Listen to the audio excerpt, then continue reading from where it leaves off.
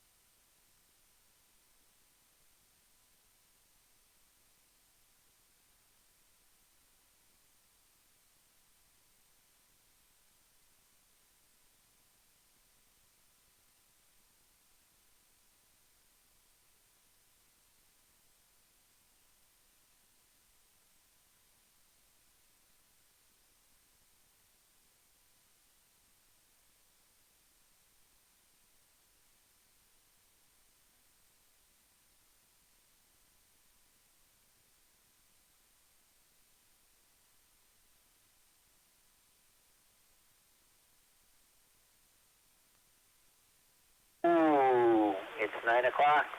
Does anyone need to use the repeater before we begin tonight's Skynet?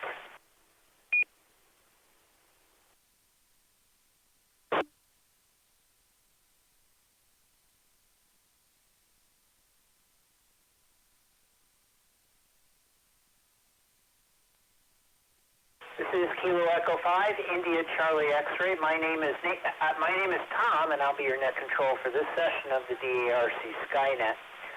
Skynet is a weekly net called every Saturday night at 9 p.m. concerning the subject of astronomy. Our purposes are to help amateurs, us, become more familiar with the nighttime and daytime sky, astronomy, and space in general. This net is open to all amateurs interested in this topic, and we encourage your participation, comments, and suggestions for this net.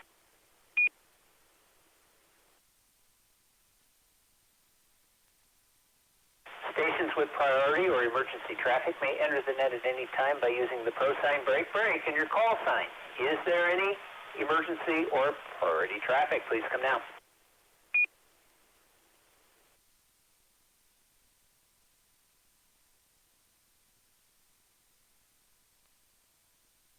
This is a directed net, so please do not transmit without direction from net control. That would be me this evening, and stations are reminded to ID at the end of your transmissions.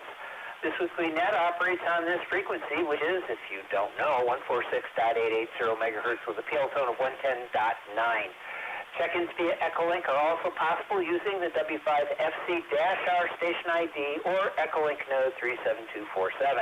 Tonight's topics, astronomy charts, pictures, and live audio-video links are available online. Just go to the club website, which is w5fc.org right now, for the complete list. And remember to tell others about this popular net.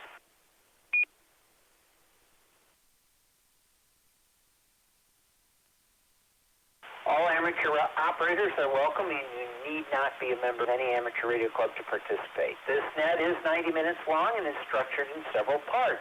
They are general announcements, Texas Astronomical Society of Dallas events, where and when you can look through a telescope, National Space Society, discussion topic of the evening, what's up? A featured constellation or object, recent astronomical discoveries, space exploration and space history, visible satellite passages over the next couple of days, astronomical Q&A in the 73 round. All amateurs licensed to transmit on this frequency are invited to check in. So let's get started. with round 1 low power and short time check-ins. If you'd like to join us, please come now. Low power, short time, please come now with your call sign name, where you are transmitting from. Let me know if you're low power or short time.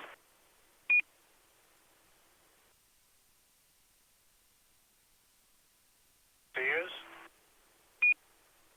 November 5, Whiskey Oscar India, William and Allen, short time.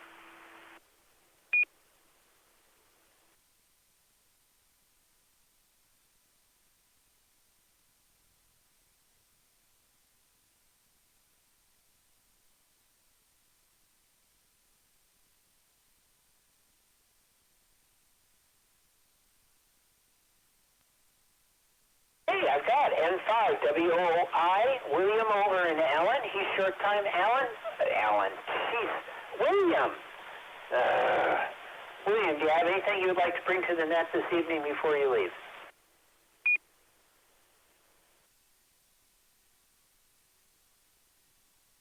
WI. No, I was just wanting to check in with y'all, and I do kind of lurk in the background here and there, depending on what's happening around at the moment. And that's all we got. Back to the net, N5WI.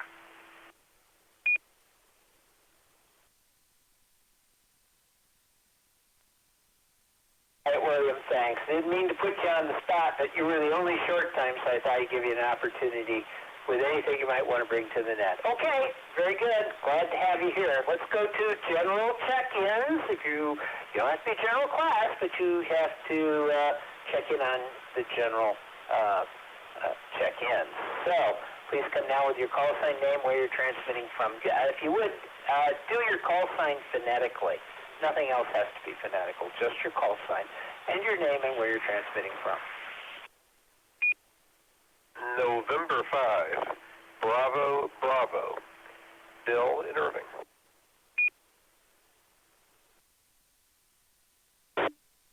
Kilo Foxtrot 5, India, Victor, Juliet, Justin, Red Oak.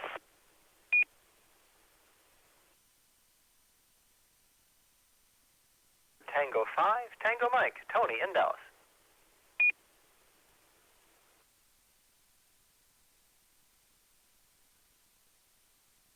Echo Charlie 5, Kilo Yankee Mike, Chris in Frisco.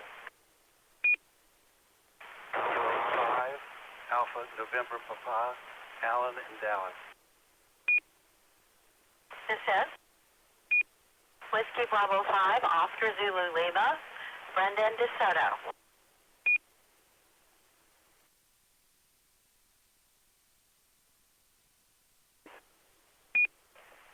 Kilo 8, Alpha Mike Hotel, Aaron in Louisville.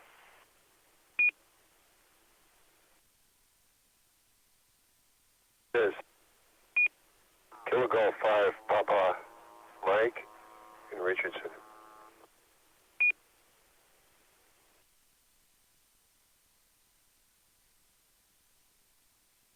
Juliet Papa, November, Mark in Oak Cliff.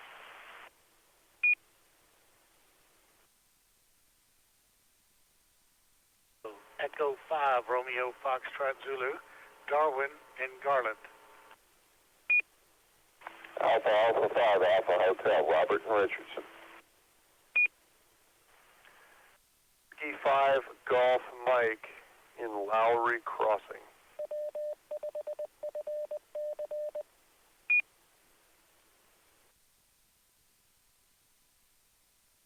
Kilo 5, Kilo, Tango, X-Ray, Kelly in Quinlan.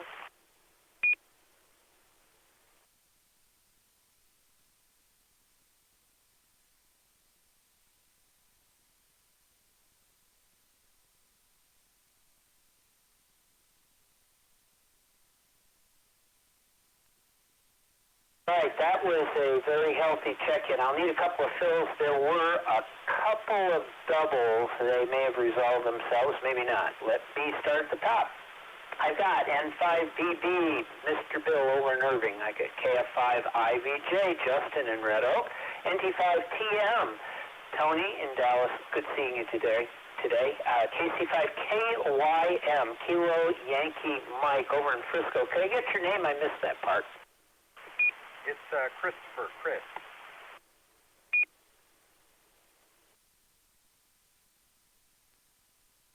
Hey, KC5KYM, Chris over in Frisco. Thanks for checking in. K5ANP, Alan in Dallas. Good seeing you today. WB5OZL, Brenda in Dallas.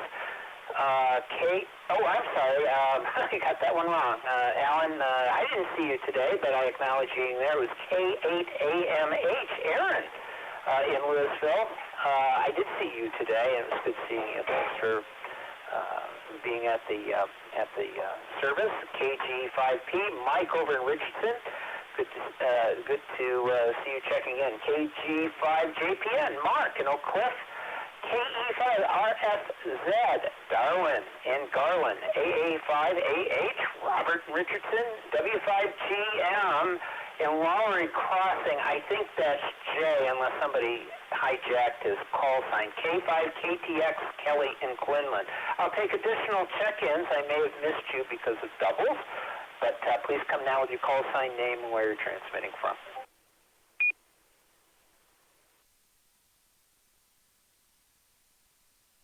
K5, Echo, Bravo, Bravo, David in Dallas.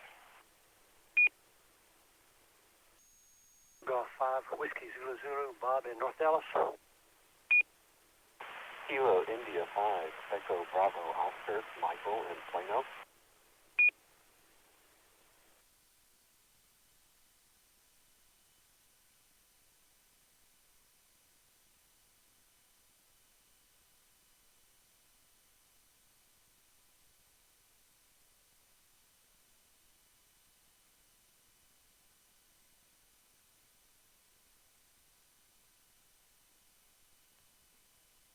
Hey, got three more. W5EBB, David in Dallas.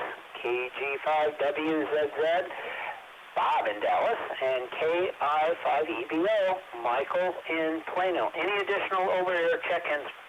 And then we'll move over to Echolink. Over-air only, please come with your call sign, name, where you're transmitting from. 5, India, Mike, Sierra, JJ in Carrollton. I'll be short time, but monitoring a long time. I just want to honor Carolyn.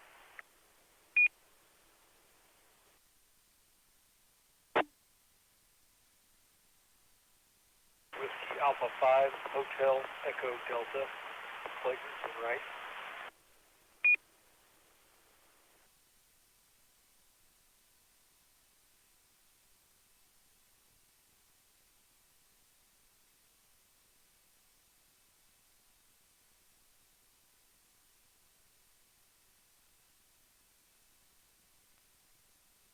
Okay, I've got N5IMS, JJ over in Carrollton. Thanks for checking in.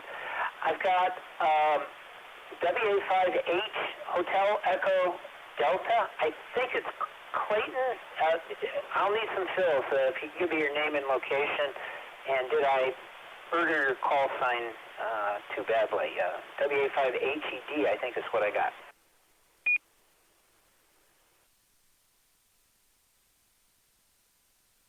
Yes, that is correct. WA5HED, Clayton out of Rice.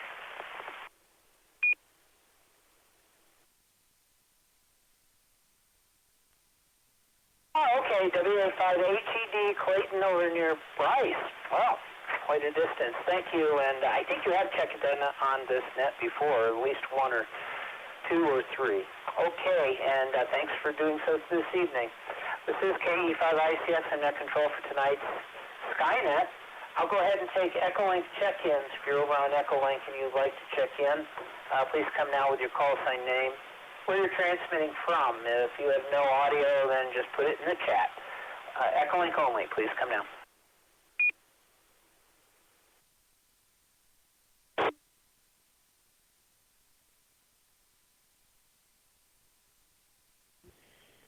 This is November 5, Yankee Echo Oscar, Stephen, San Antonio.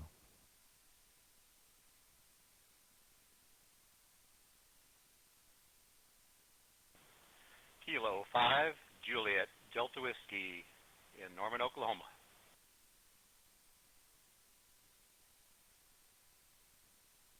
This is Kilo Golf 5, Bravo Zulu Whiskey, Jay near Weatherford.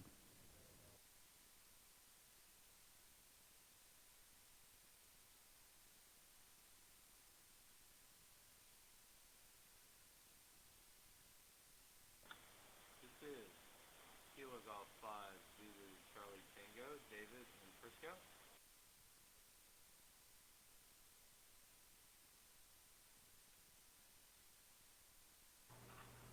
This is Alpha Golf 9 Sierra Golf, Antonio in Dallas.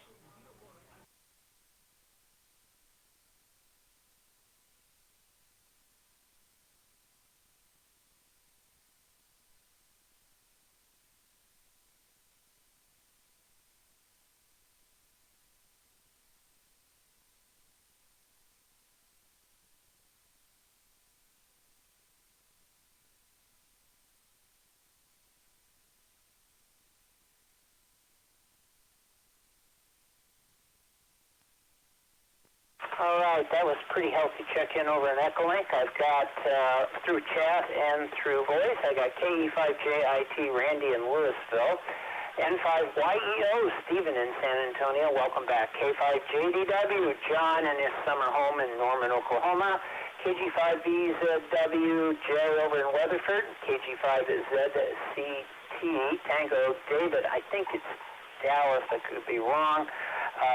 And also I got AG9 Sierra Golf, Antonio in Dallas. Do I have any additional check-ins by any mode? Oh, N5ABA I've got. Hold on, N5ABA. And that's Andre, I think, in Dallas. So I'll take additional check-ins, any mode. If you'd like to join us, please come with your call sign name, where you're transmitting from.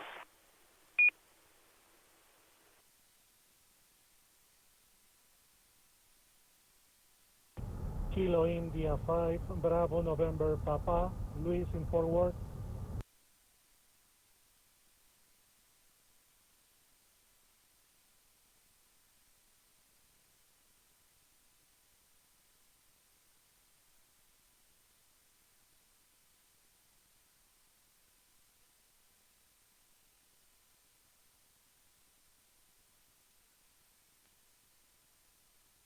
I5BNP, Luis over in Fort Worth. I've got you checked in. All right, we should get started. There's very healthy check-ins. Appreciate everybody being a part of the net this evening. It's a special net. Do we have any general announcements for this evening's net? These can be of ham, astronomical space, or of general interest to licensed hams.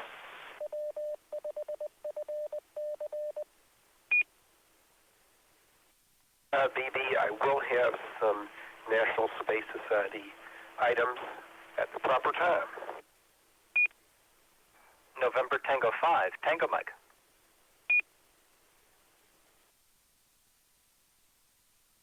K5 KTX.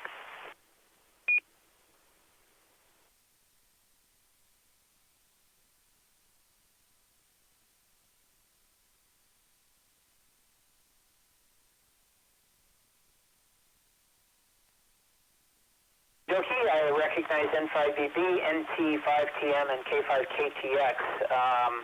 Let's see, Bill, I'll put you in at the normal spot, so when it comes up, I'll call on you. So we'll start with NT5TM. Tony, go ahead with your announcements.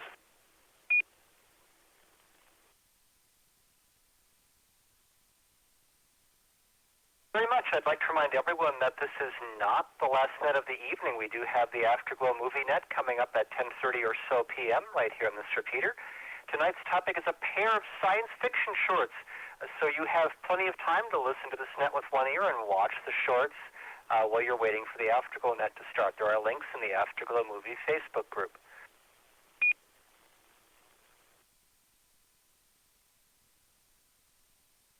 Started the month on a Wednesday, so your timing might be a little off. Don't forget that this coming Monday is the second Monday, so we have the MCOM 101 net. right here at 7 p.m. on this repeater. This is open to any amateur with an interest in public service communications. You don't have to be a part of ARES or RACES to participate. Though, of course, members of those groups are very welcome to participate and contribute too.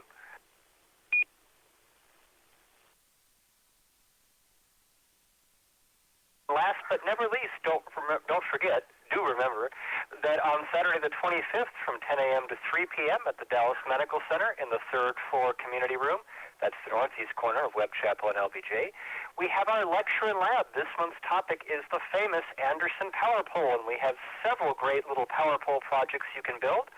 Go to the TechNet News Post at W5OZT.org or just search for lecture and lab.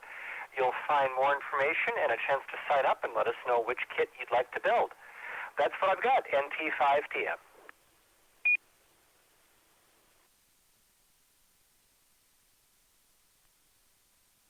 Thank you, Tony. And as Tony mentioned, you get the information on the Anderson Power Poles and Lecture and Lab at the club website, which is Whiskey 5 Fried Chicken, as somebody likes to say, .org, which is okay by me. I like fried chicken. Does anyone need any fills?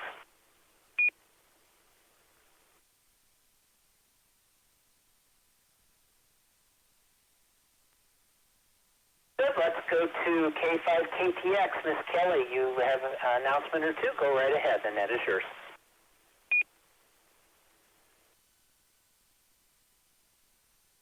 Thank you, Tom. This is K5KTX, and some of you may remember and may actually saw this back at the beginning of March. They released a documentary called Apollo 11. It was an amazing film. I saw it twice at the IMAX theater, and it was only released to the IMAX for 1 week, so if you missed it, then you may have missed it, because I'm not sure if they actually showed it at the regular theater or not. However, the movie, if you missed it, the movie will be released on DVD and Blu-rays this coming Tuesday, and so it will be your opportunity to get to see that movie. And if you haven't seen it, I highly recommend it. It is a wonderful documentary film that is entirely 70 millimeter and other type of footage from Apollo 11, the Apollo 11 mission, as well as the entire narration is done from audio files from various sources at the time of the mission, so there's no extra narration on top, and so it's a great film.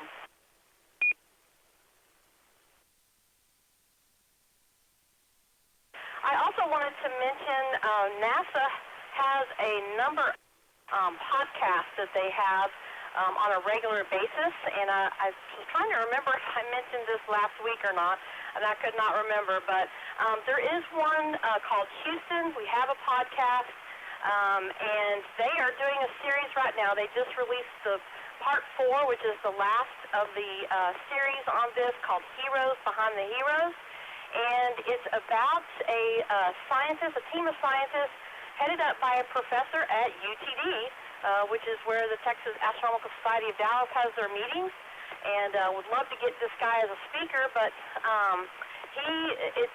the podcast is about his team trying to get this footage, which has been sitting in a vault for all these years, of the Apollo 11 mission control room, these audio tapes that have 30 tracks on each tape, about 14 hours on each tape, and I don't remember how many tapes there are, but it's quite an undertaking, especially given the device that they are using to try to digitize the audio is very old, and it talks about how they had to try to get spare parts or try to find parts in order to get this thing to work.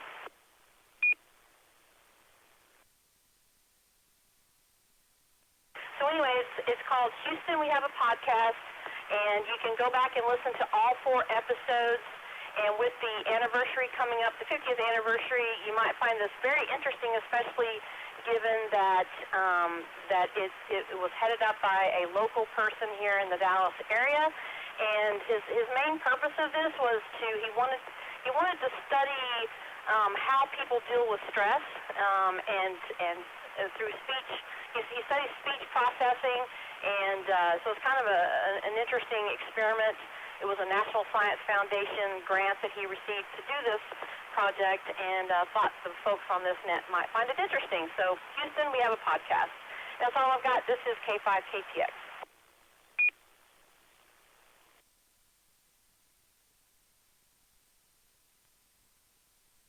Thank you, Miss Kelly. Does anybody need any fills on that?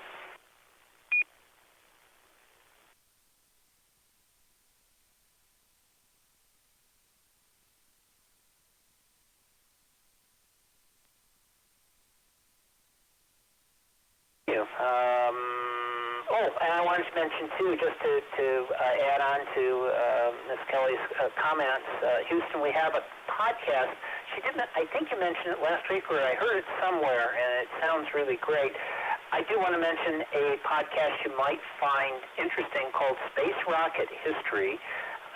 This one, I don't have the information here because, well, I don't, but Kelly reminded me of it. This is a fantastic, in-depth, deep dive look at manned missions, whether they be Soviet, Russian, American. Probably he'll do Chinese, but he's been going in chronological order. He's gone through most of the Apollo missions. He does about a 20-minute podcast every week. He goes to reruns occasionally because he has to do some research, but it is excellent. His in-depth stuff, if you're a space wonk, this thing is great. Space Rocket History, go look it up. It's available on iTunes and other media streaming sources. And I believe he has a webpage there, and you can contribute to him as well. So not to take away anything from Houston and NASA, but I thought this may be one you may want to add to the Houston. We have a podcast as well. Fantastic. He's been doing it now for about 5 years. This is KC5OZT. I'm net control for tonight's Skynet.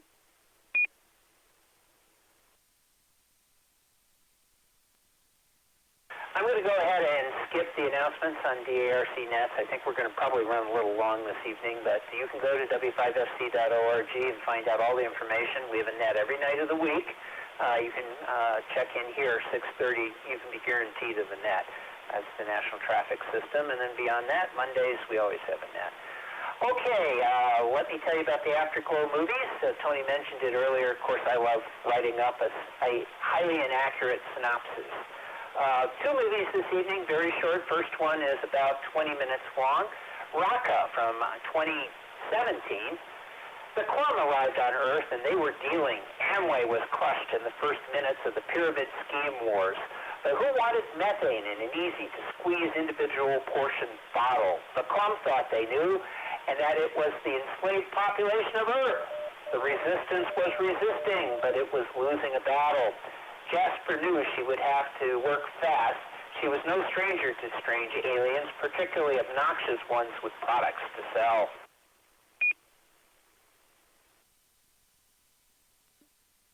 That's the first of the double feature.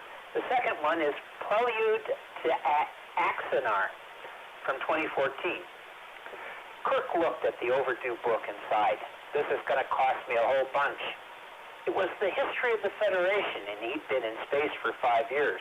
He'd asked Mr. Spock to calculate how much it would cost him, and also asked him to do his taxes and balance his checkbook. It was enough to cause a Vulcan to go mad. Kirk only managed the first couple of chapters. His hero, Garth of Izar, whom he had to knock out just last week for crazy commander talk, was a major character. Too bad he'd never finished the book. It was probably pretty interesting. So join us for the science fiction double feature shorts, the alien invasion story Raqqa, and the Star Prelude to Axanar tonight at 10:30 p.m.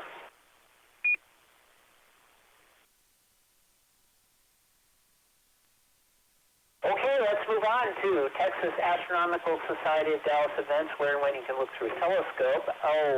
More announcements. I'm going to skip these. I'll just tell you this. They are held the fourth Friday of every month, except in December, at the University of Texas at Dallas campus in Richardson. The meeting begins at 7:30 p.m. Science Learning Center, or the SLC. Only parked in lots H, I, and J. Park anywhere else on campus could result in a ticket and a stern warning.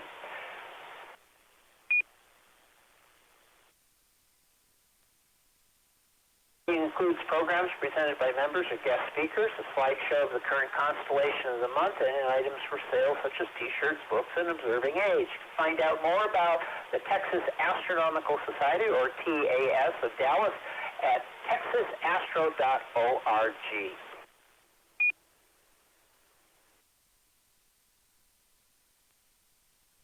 Also host star parties every Saturday evening, weather permitting. Obviously, this one is not a good evening. Frisco Star Party would normally be this evening. But four of potentially 5 Saturdays, 4 Saturdays of every month are at the Star Party that rotates. You can go to texasastro.org, click on the calendar link, and you'll find the link for the coming Star Party or the one that particular evening. They typically aggressively update those. If the party is canceled, you'll see a note on there that says it's canceled.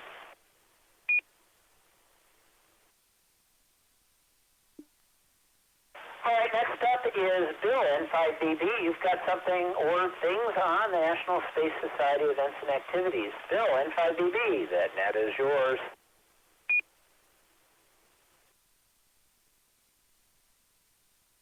Hey, Tom, this is N5BB with National Space Society of North Texas news. The National Space Society members, several members, including myself, participated in the STEM Scouts STEM Fair, that's Science, Technology, Engineering, and Math, at UTD, University of Texas at Dallas, in Richardson today. And we had great fun, so a lot of kids that were very busy. And we were talking about space. The National Space Society May meeting is tomorrow, May the 12th, Mother's Day, starting at 3:30 p.m. It's the standard location, which is Spring Creek Barbecue at the southwest corner of Highway 183 and Beltline in Irving, across the street from Irving Mall. I should say across the highway from Irving Mall. The topic will be near-Earth asteroids. What can we do about them? There are nearly 20,000 identified near-Earth asteroids, and there is great interest at discovering many, many more long in advance of their orbits intersecting our orbit, so that we might be able to do something about them. So this is going to be a talk about that at the National Space Society meeting tomorrow afternoon.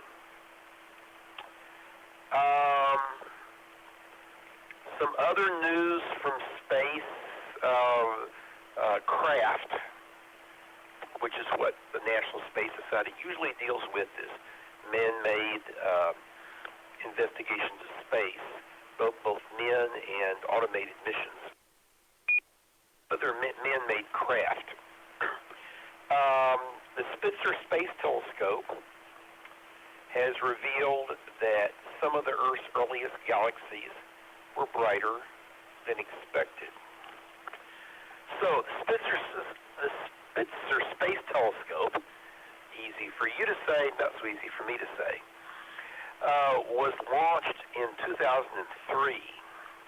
It's still operating. It's been operating a very long time. And the planned mission was 2.5 years, and they thought they might be able to extend the mission for up to 5 or a little bit years or a little bit longer before the liquid helium supply would be exhausted. The liquid helium supply was exhausted in May of 2009, 10 years ago. So without liquid helium, some of the instruments, I think most of them, are no longer usable. However, the 2 shortest wavelength modules of the IRAC camera are still operable with the same sensitivity. They call it the Spitzer Warm mission. So they used this camera recently to take some very long exposures to catch distant galaxies from the early universe. These are about 13 billion light years distant, less than 1 billion years after the Big Bang. And they discovered that they're considerably brighter than anticipated. They weren't sure if they could catch these with the Spitzer.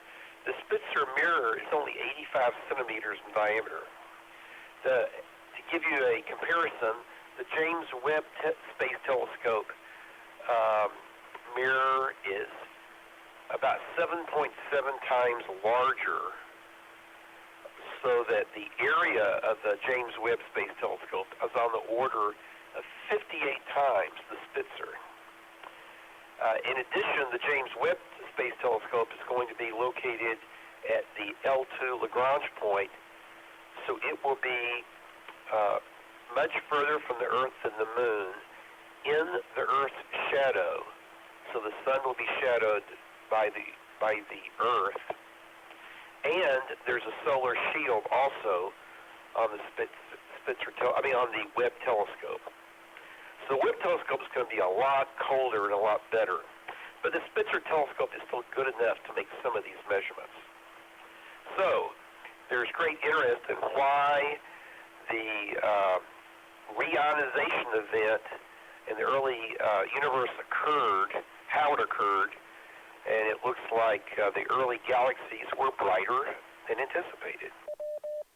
That's the news. That's all I got for now from National Space Society. This is N5BB.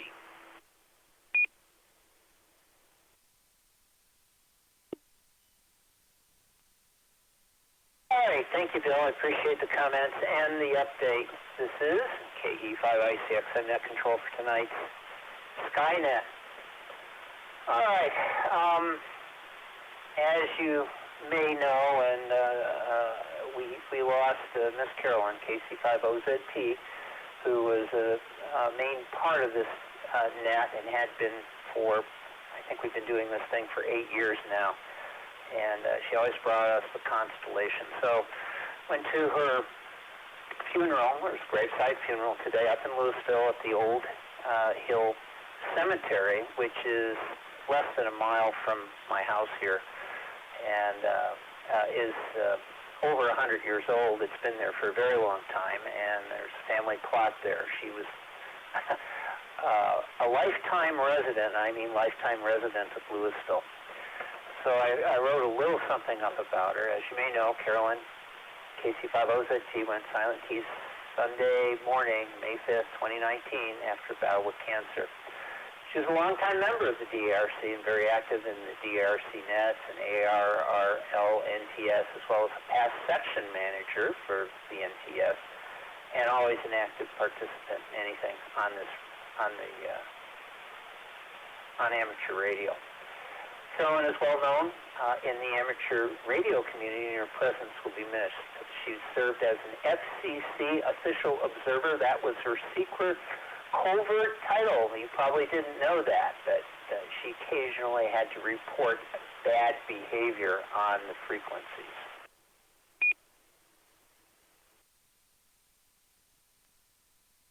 She's also the NTS section traffic manager, as I mentioned earlier.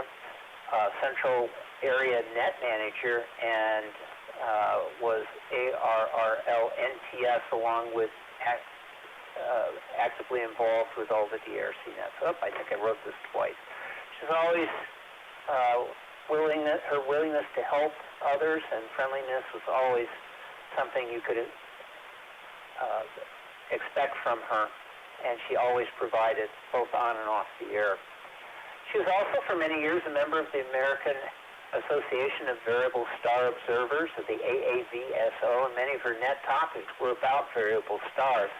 She would patiently explain how and why each one fluctuated with such regularity.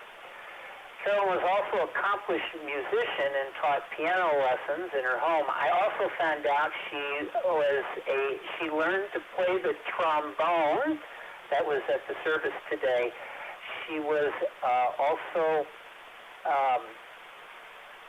guitar player, I believe they said. She had a baby grand piano in her two-bedroom house. It consumed the small living room, but it was always ready for an anxious pupil to inflict a quality musical experience on that unsuspecting student.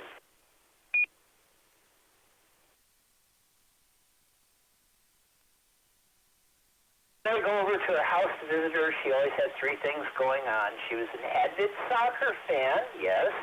There was always a professional game playing on the TV. To my recollection, I cannot remember a time when it was tuned to anything else. She would always participate in all the HF traffic nets. They, too, were always running in the background. You know, they're all day and all night. As is always the quirkiness of amateur radio, when I was active on the HF traffic nets, I'd tell her, you may be my neighbor, but I had to drive 2 states over to give you a signal check. I'd always make sure to talk to her when I was out of town. Occasionally I'd tell her, you sound really best in central Kansas, which was probably true.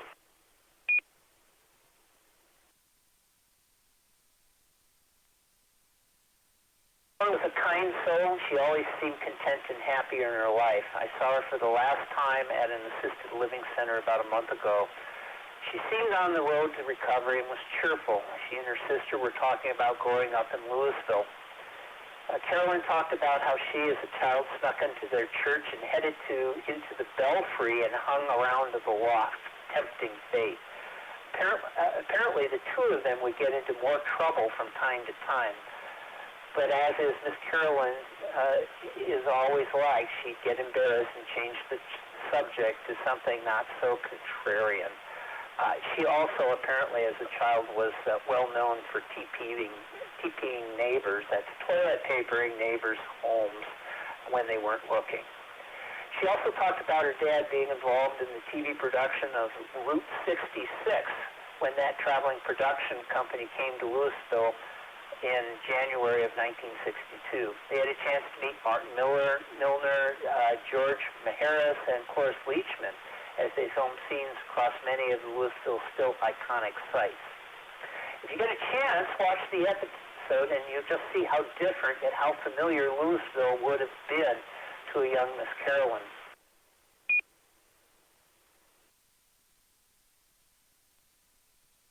She lived her entire life in the house that she grew up in. The little house is located in what's now called Old Town. This is where all the 1930s, 20s era homes made up most of early Louisville.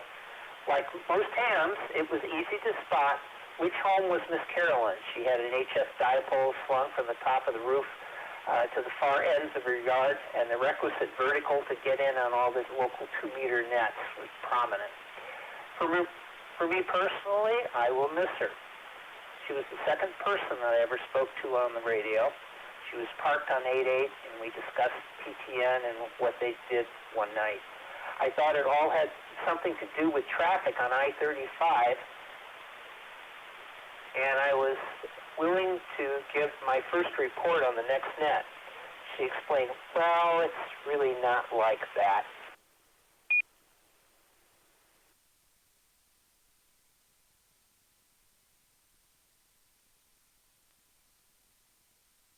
Over her here on the radio for one last moment of silence. So let's do it now.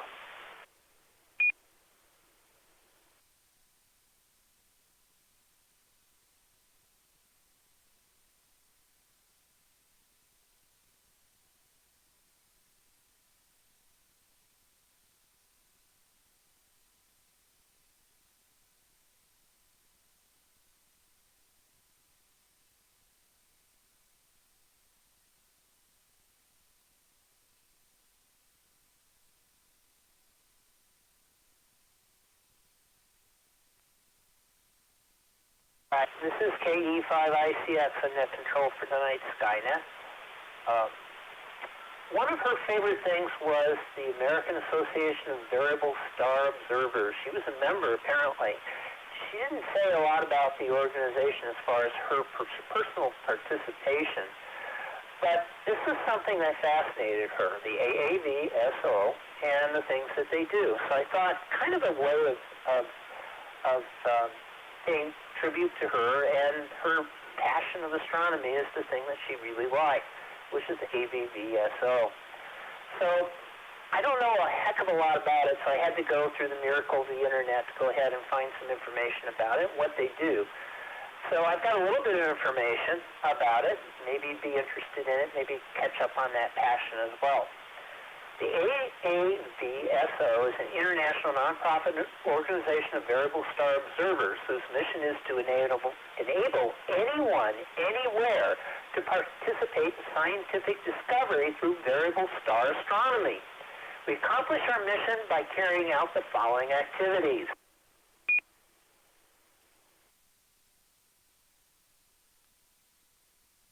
Observation and analysis of variable stars, collecting and archiving observations for worldwide access, forging strong collaborations between amateur and professional astronomers, promoting scientific research, education, and public outreach using variable star data.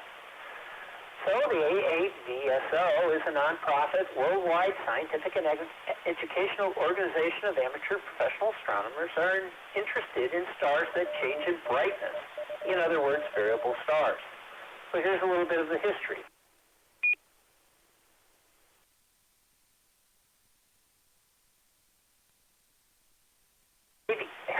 Try and say that 3 times. AAVSO was founded in 1911 to coordinate variable star observations made largely by amateur astronomers for the Harvard College Observatory. The AAVSO was incorporated in the Commonwealth of Massachusetts in 1918 as a nonprofit scientific and educational organization. Today, as an independent private research organization headquartered in Cambridge, Massachusetts, with active participants in more than 100 countries and an archive of over 34 million variable star observations, it's the world's largest association of variable star observers.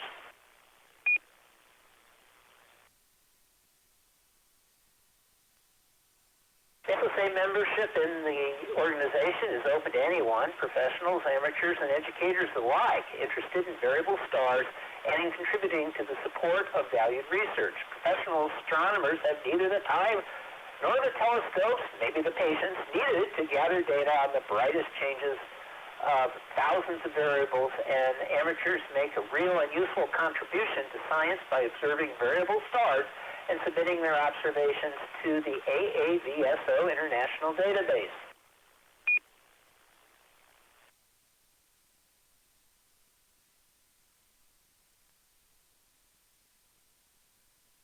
What is a new variable star? Well, what do you do? They say we get that question a lot at AAVSO headquarters, and it deserves a detailed answer. No, I'm not going to give you the total details, but it is kind of fascinating. It's always exciting to discover a new variable star on your CCD frames or from your nightly observations. Although discoveries of novae and supernovae often get more coverage, the discovery of less prominent variables can also have benefits for scientific research.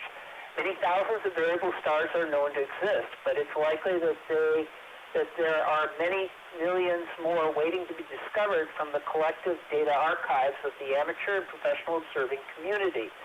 So what would one do in a happy event that you discover you think is a new variable star?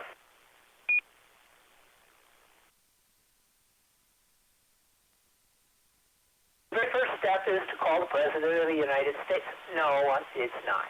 The very first step, of course, is to verify that it is indeed new and it hasn't been discovered as a variable by some other observer or survey. If your object is a field star, it's not a globular cluster, and it's not an external galaxy. The first place to look is the AAVSO's International Variable Star Index, or VSX. This is the community's online repository of known variable stars collected by the community from a number of different sources. The general catalog of variable stars is included, but hundreds of thousands more variables are also included from a number of different sources. It's a good bet that if a variable star is known and being actively observed, it's in VSX. If you go to VSX, you should have a good astrometric solution for your CCD images and know the position of the variable to within an arc minute at least.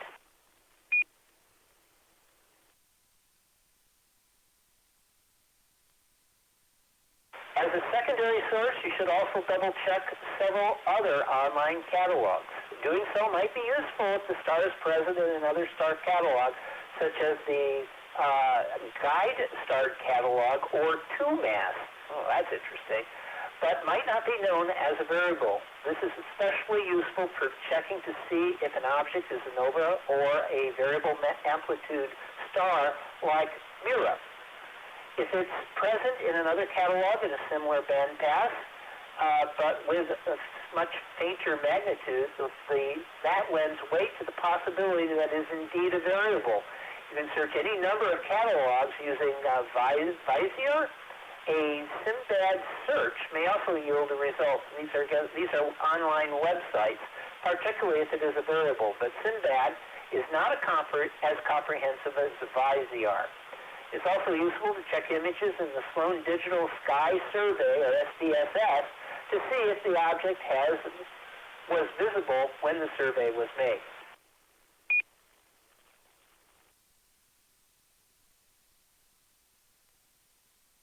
Down a little bit. Another good practice is to make sure it's not a solar system object! The solar system, apparently they get a lot of calls for this. The solar system is full of asteroids, comets, and other small bodies, many of which can easily reach the brightness range available in amateur telescopes. You can search for possible solar system objects if you know the position and the time of observation to good precision by going to the Minor Planet Center's MP Checker, yet another website. The best way to make sure you have not found an unknown minor planet is to take another image some hours later to see if it moves.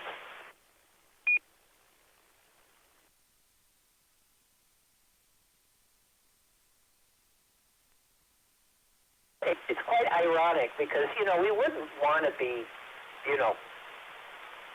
come up with something that, we find a minor planet that's never been discovered before when we're looking for variable stars. Those minor planets, they get in the way of everything.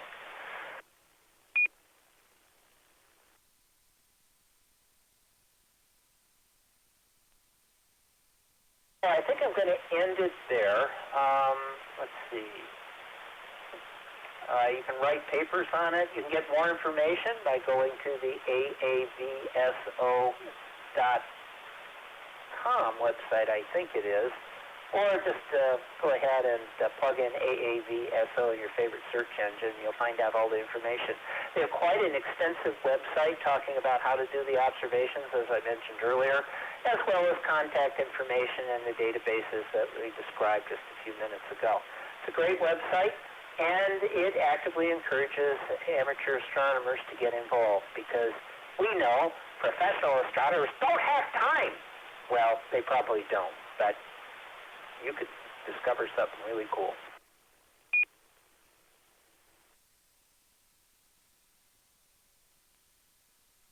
This is KE5ICX net control for tonight's Skynet. Does anyone have any comments about AAVSO or have anything they would like to discuss about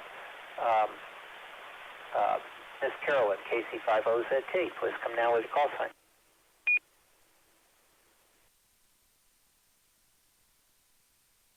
Tango 5, Tango Mike.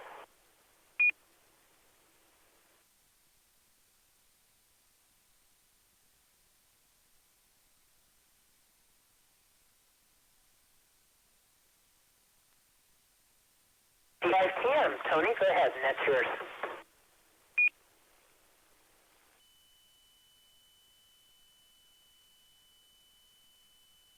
Thank you, Tom, and heck, the next time I check into an HF net, I will burden them with this commentary too. But really, there's, from my point of view, no better way to remember Carolyn than on the ham radio. She wasn't the first person I contacted, but she was one of the first voices I heard, and she was a very consistent inspiration. She had the wonderful talent that she could tell you you were completely wrong and still make you feel good about it. She was a very effective teacher. So I can only imagine that her music students were similarly privileged to her ham radio students. It's also fun to hear the problem of minor planets when you're observing. Asteroids were long named the vermin of the skies because some astronomer would be looking for something. and they would instead see an asteroid confusing their observations.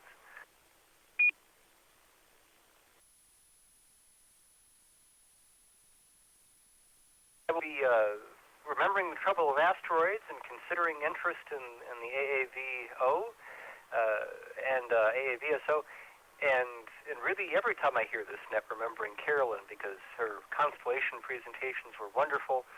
I really enjoyed learning traffic handling from her, and she was an inspiration in a lot of ways. NT5TM.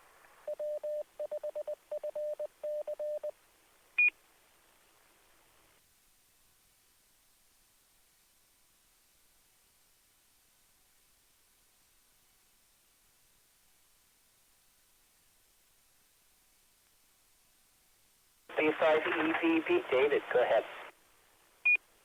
Well, as a relatively new ham, just a little over a year, I recall Carolyn being one of the first voices I heard on the radio with my little cheapo Baofeng handy talkie, which now I'm happy to say I don't use. But hearing her voice and it kind of made me think, hey, these seem to be some good people and a good hobby to get into. And so she was the first kind of initiative impetus for me to get going with the hobby. And whoever takes over for her for constellations and nebula and whatnot, at least the first time they should close with, if you ever get a chance to have a look, I think you'll enjoy it, or something, her signature close. W5EBB.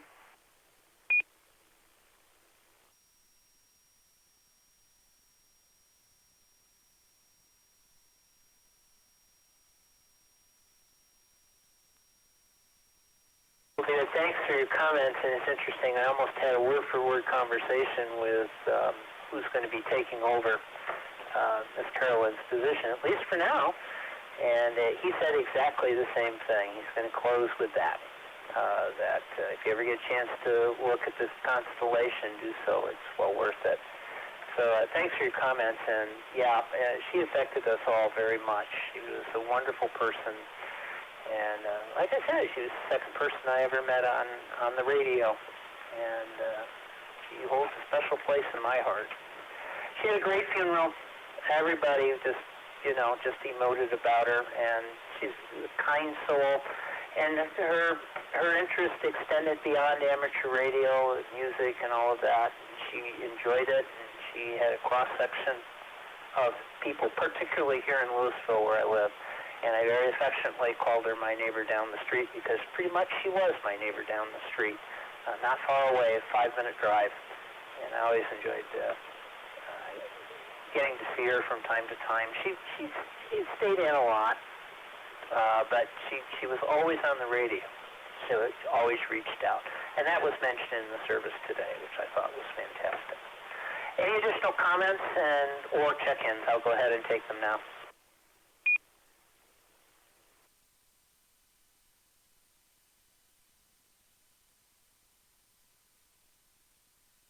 M5, Hotel Yankee Papa, Tom and Irving.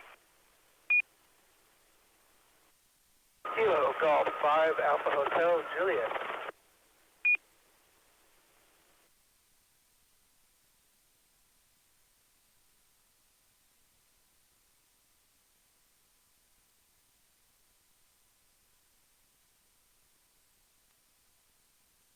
I've got N5HYP, Tom, probably over in Irving, and I got KC5AHJ. I should know that call. Could you give me your name and location? My name's Frank. I'm usually around Hewlett, but I'm over here on south of the colony right now.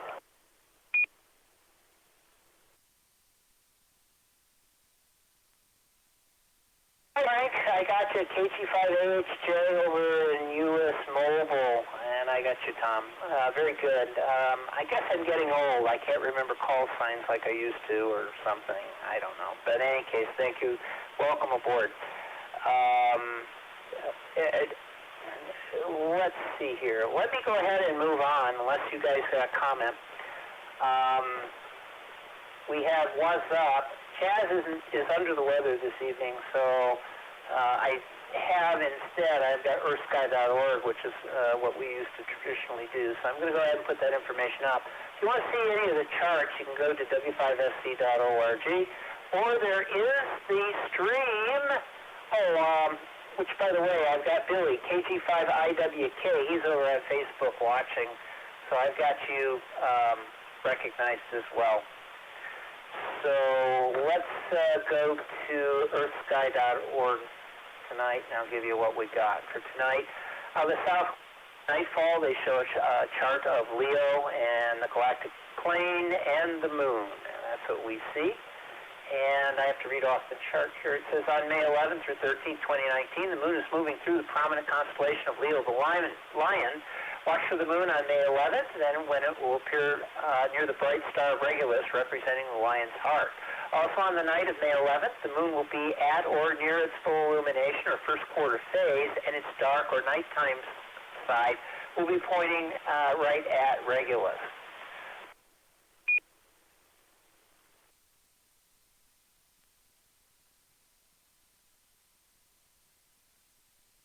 Relative to the backdrop of the stars of the zodiac. Although on any given night the moon will move westward because of the Earth's rotation, the moon's orbital motion will actually cause the moon to travel eastward. Thus, in the night of May 11th, on the following night, May 12th, the moon moves through Regulus. The moon moves 1/2 degree, which is its own diameter, eastward per hour in front of the constellations of the zodiac, or about 13 degrees eastward per day. Note where the moon appears relative to Regulus at nightfall on May 11th. Yeah, good luck with that. And then, again, darkness falls on May 12th, and the change in the moon's position will be obvious. By May 13th, the moon will be moved again from your starry dome as it pursues its endless orbit around the Earth.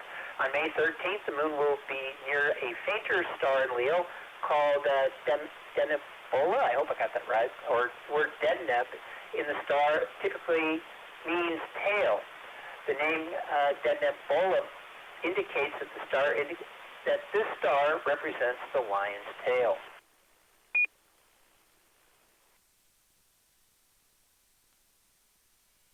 Back to the first quarter moon on May 11th, our sun travels nearly 1 degree or 2 sun diameters per day in front of the constellations of the zodiac. At first quarter phase, the moon is 90 degrees east of the sun as measured along the ecliptic. The sun's annual pathway in front of the backdrop of stars. Because the sun takes about 3 months to move 90 degrees eastward along the ecliptic, we can figure the sun will be in approximately the same spot relative to Regulus as the May 11th first quarter moon.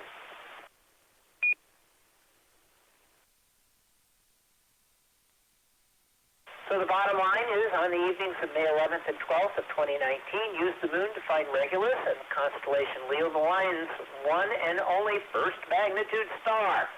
By May 13th, the moon is closer to Denebola in the tail of Leo. And I hope I didn't murder the names too badly. This is KE5ICX Net Control for tonight's Skynet. Let's go ahead and move on to, this would normally be Miss Carolyn's topic, but Mike KG5P is taking it over tonight. I didn't get your pictures posted. I had phone calls, but I do have the stream with all the pictures that he provided this evening, so you can go there and watch along. Go to w5fc.org and you can see what we're talking about here. So Mike, my apologies, but at the same time, I get to promote the stream. It's underutilized. So Mike, KG5P, you have the net from KE5ICX. All right, good evening, Tom, and everybody. It's KG5P. Well, like all of you, I was very saddened to hear about Miss Carolyn. And one of the parts of the net that I really liked was her presentation on this constellation of the week, which I really look forward to. And she always had a lot of good information. And so, speaking to Tom, he agreed to let me continue this in Carolyn's tradition. So, I propose that we call this Miss Carolyn's constellation of the week.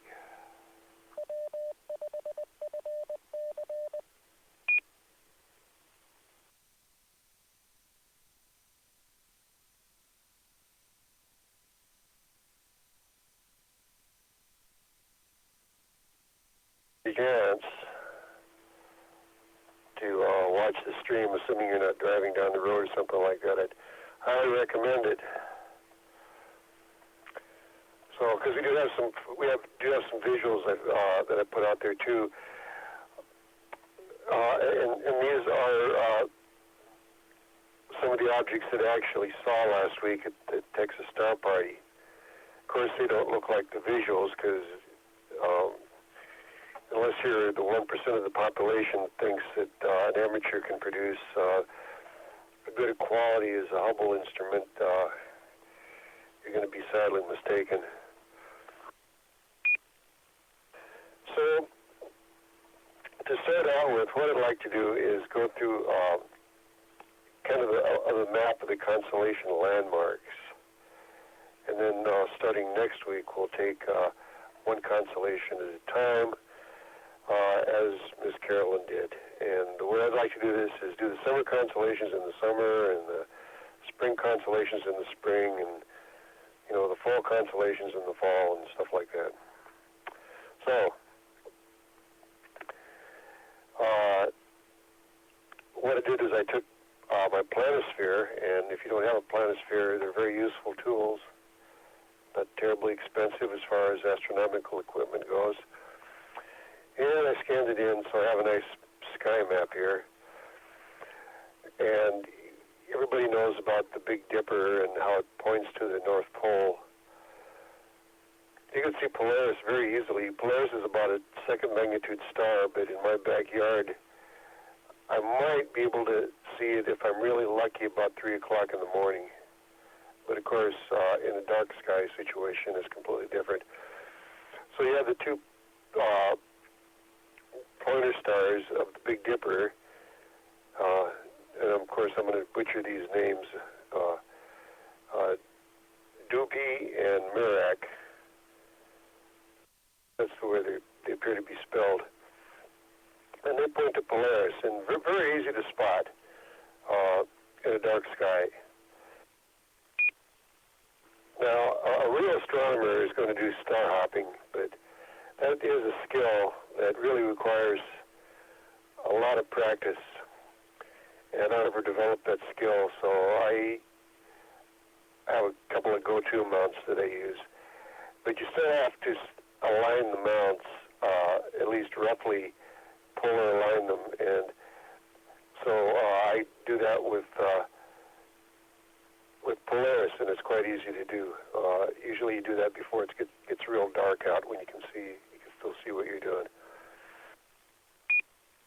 Okay, now if you go from Dubhe and Merak, which is in the bowl of the Big Dipper, through Polaris, and continue about the same distance on the other stars, or the other direction, you'll point directly to Cassiopeia, which is a W-shaped constellation, which is now becoming visible.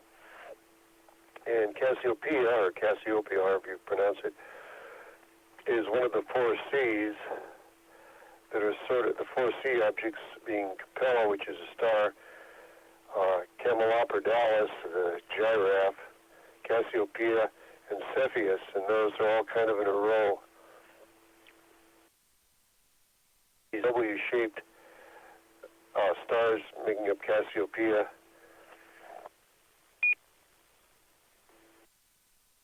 If you make a right turn, instead of going all the way through to Cassiopeia, if you make a right turn at Polaris, and about 90 degrees is Capella, which is in the constellation Auriga, and that's a very bright star. It's a navigational star. In fact, it's such a good star that I use it for aligning my telescope with. It's one of the brightest stars we have out there.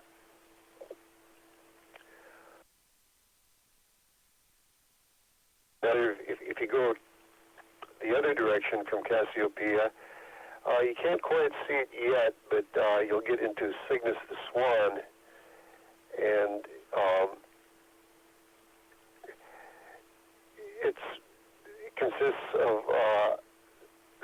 three stars in Deneb, which is the tail of Cygnus, and you have Aquila. The constellation has Altair, the famous Forbidden Planet star, and then Vega. They make up the summer triangle, which is very easy to spot in the summer, although Vega doesn't rise until probably about 10 or 11 at night. But it has some interesting deep sky objects in it. Deneb, it means tail, as Tom had mentioned before, and there are several stars that have Deneb in the name. Deneb Bull is the tail of Leo, and Deneb is the tail of Cygnus, and there's some other ones. On the other end of Cygnus, at the head end, is a really interesting-looking double star called Alberio, and the reason that it's interesting is not that it's a double star, but it's a green or like a blue and gold pair. Very nice-looking pair of stars that contrast each other. If you go back towards the Big Dipper, you'll see the head of Draco, the dragon. Now, the Draco kind of meanders its way between the Big Dipper and the Little Dipper. And it's kind of, you really have to have some dark skies to see that, but it does have a head of it. And not too far from the head of Draco is the part of Hercules, 4 stars called the Keystone. And that's visible this time of the year. And right next to Hercules is Corona Borealis, and there's a bright star in there called Alphecca. Okay, now going back to the Big Dipper, if you head the other direction towards the tail, the second star from the end is called, the big star is Mizar, but it has, it's a double star. It has a companion called Alcor, which is barely at the limit of vision, and the American Indians used to use that as a test for visual acuity, since they hadn't gotten the eye charts yet. So you can, if you have really, really good eyes, which I don't, aren't good enough to see it. I can still drive in the state of Texas without glasses, but I can't see Alcor. It's a real easy to see, or start to see with even a pair of binoculars. Okay, and then if you continue down to Alcade, which is down the end of the handle, and you continue on, there's an imaginary line they call the arc to Arcturus. And if you follow the arc to Arcturus, you'll see Arcturus and Bootes, the hunter. And that star is very, very bright as well, also a very good alignment star. Got to make sure I don't time out the repeater. It doesn't appear that I have. I hope I don't. Then continuing on from the arc to Arcturus, continue on the spike to Spica, which is in the tail end of Virgo, and that's also a really good bright star. It's a good landmark.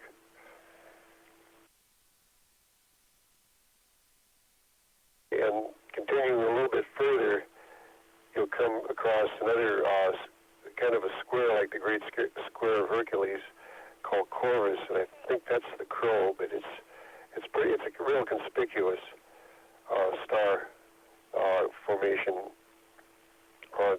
It's its own constellation.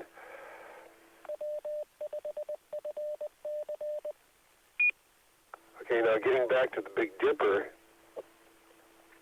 instead of going towards Polaris, you go the other direction. You'll hit Leo the Lion, and Leo the Lion has a couple of really good stars in it that are pretty easy to see. One is Denebola, which is the tail of Leo, and the other is on the other side is Regulus, which is a bright star, a good landmark again for either if you're a go-to astronomer or a star hopper. and it's right next to the sickle, which is very conspicuous. What's called an asterism. It's just part of the constellation. It's called the sickle because it looks like a sickle. Back in the near Denebola, there's some interesting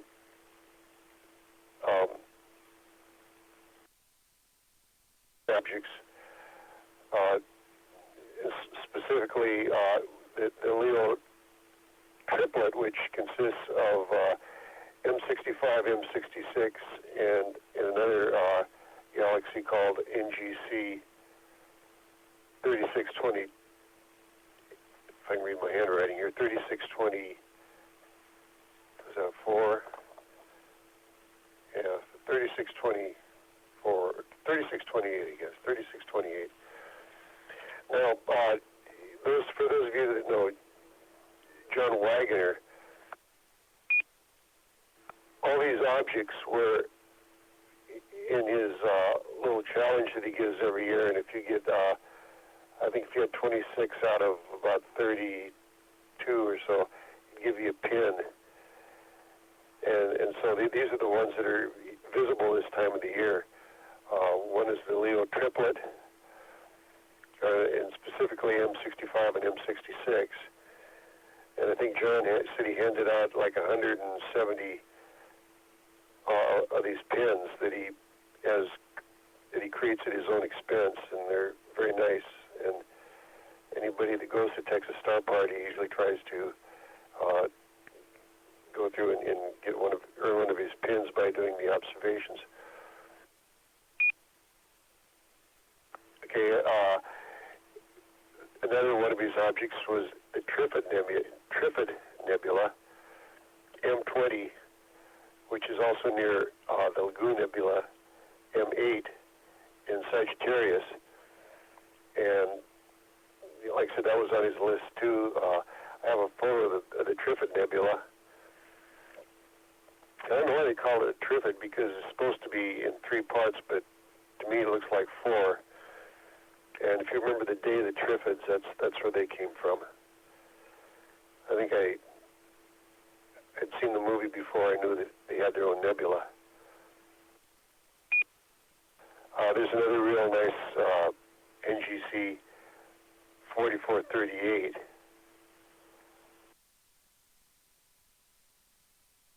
There's that area too, and then there's a Whirlpool Nebula, which is just a really nice nebula, because what it is it's basically 2 nebulas, and the big one is kind of eating up the little one. It's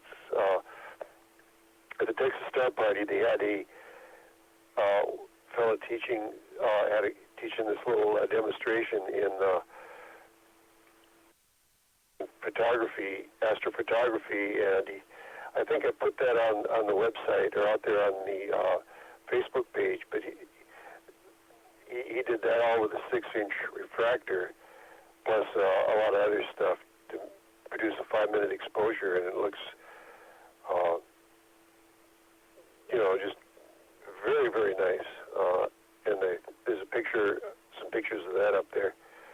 That's the so-called Whirlpool Nebula in Canis Venatici, which is quite near the Big Dipper. It's really closer to the Big Dipper than it is to most of the stars in Canis Venatici, but it's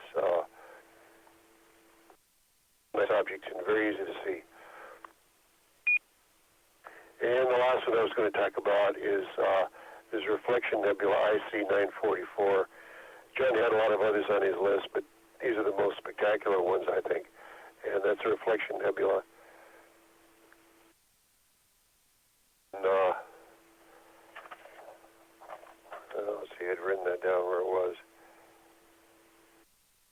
Well, one other one is M104, which is near Corvus that I talked about earlier, and that's the famous Sombrero Nebula. And that was also imaged by that same photographer. Did an excellent job on that. So with that, I'll wrap it up and give it back to Nat in the words of Miss Carolyn, she would say, go have a look, and I think you'll enjoy it. So back to net, KG5P.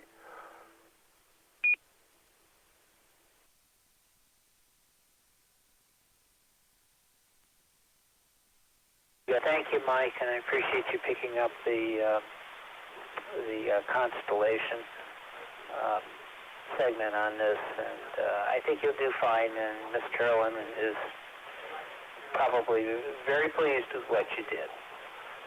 This is KE5ICX. I'm net control for tonight's Skynet. I'm going to go ahead and I talked to Brenda. I called her on the hotline, and she's going to go ahead and present next week since she has major duties on the Afterglow Movie Net. So I'm going to move to Tony, NT5TM. Tony, what you got for us this evening on space exploration and space history?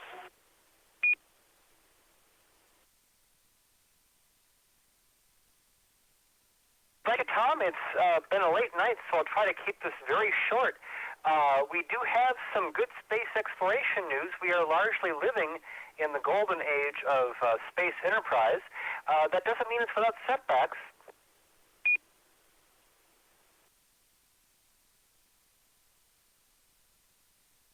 Both SpaceX and Boeing have had setbacks with their recent parachute testing.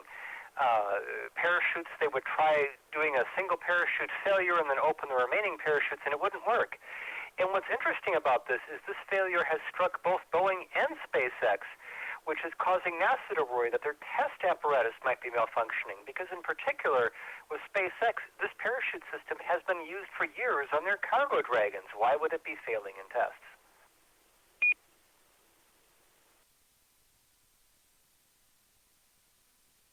Also, a couple of companies I'd like to urge you to remember. SpaceX is great at grabbing the headlines. Gwynne Shotwell is probably everyone's favorite space CEO, but that's not all there is. A small launch competitor known as Rocket Lab has been doing great with their Electron rockets, and they always give them funny names. Their most recent launch, that's a funny-looking cactus, did very well for the U.S. Air Force. They launched 3 research and development satellites. Their next launch is named Make It Rain. I hope it works. Yeah, they always have cool insignias, too. That one's got a kiwi and a roadrunner on it for, that's a funny-looking cactus. And, of course, you know I love birds.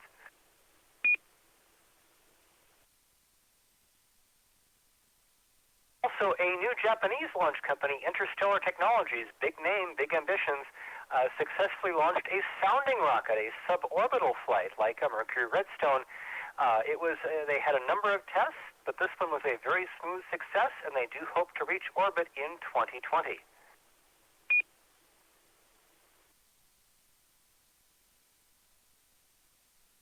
So really, I think it's wonderful. I mean, we are clearly in the early days, but we're also clearly in the era where soon you can just buy a ticket to go to space, just like you can buy a ticket to get on an airplane, and I think that's a wonderful thing to look forward to. I'm very excited about it. But this sounding rocket is not just a pioneer in commercial spaceflight. It's a great recreation of a piece of space history, because back in May 5th, 1961, Alan Shepard rode a rocket where he went up like a cannonball and he came down like the cannonball.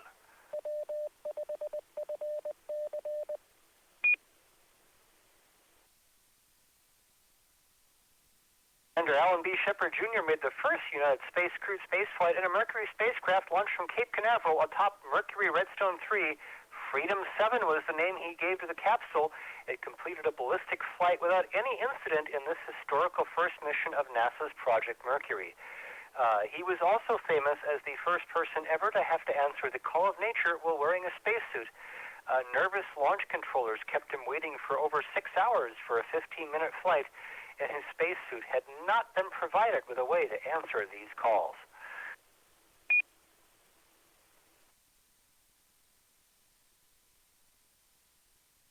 He did successfully demonstrate control of his vehicle during weightlessness and high G stresses. It was a smashing success and brought the free world into the space age.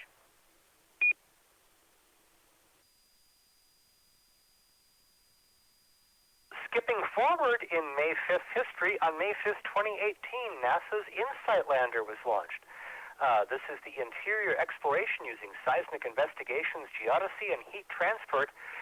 This is a fascinating mission. It's landed the most sensitive seismometer ever carried to another planet beyond the Earth-Moon system, as well as a heat probe meant to penetrate beneath the Martian surface and establish whether Mars has a liquid core or not. Well, the seismometer is off to a great start. The heat probe has been stuck, and they're still doing very difficult studies to try to determine, can they pull it out of the hole and reposition it? What can they do?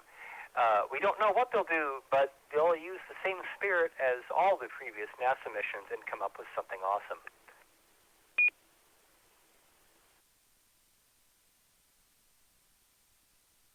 Sometimes that something awesome is just saving your skin. On May 6th in 1968, one of the first bailouts, well, really one of the most famous bailouts in space history happened. This was Neil Armstrong ejecting from a lunar lander research vehicle.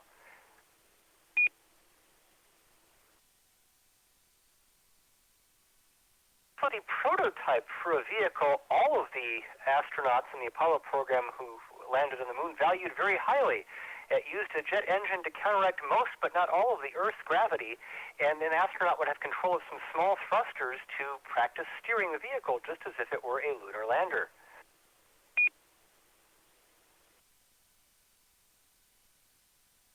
It was an incredibly sophisticated vehicle that incorporated computers that were at least as advanced as any that flew in the space program of that era, and which were probably more advanced. Unfortunately, like any experimental vehicle full of advanced computers, it didn't always work.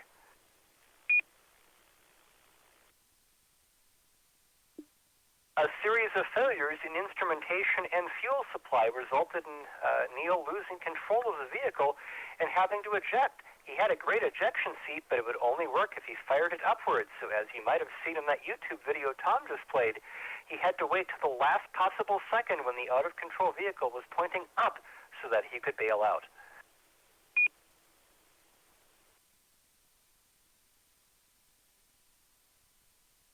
He was, as he pointed out in an oral history interview, below 100 feet in altitude, less than a second from the ground, when he had to make that quick decision.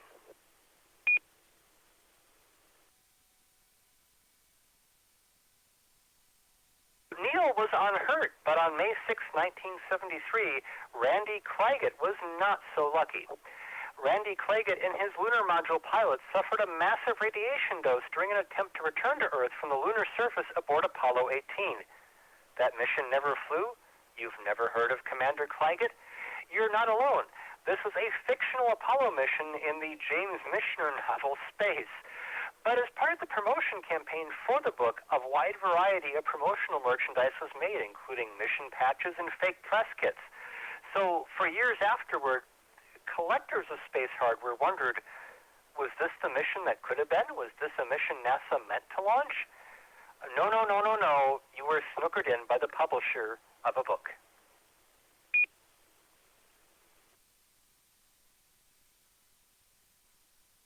A quick mention that on May 8, 1994, the last Scout rocket was launched. What were the Scouts? Well, most people have never heard of them, but they were pretty neat. This was one of the only all-solid fuel launchers ever to reach orbit. They started working in 1961, and they kept carrying payloads into orbit through the end of 1994. All of the stages in this rocket were borrowed from other projects. The first stage was originally a Polaris missile. Others included parts of the famous Vanguard project, the one that failed to put a satellite into orbit before Sputnik.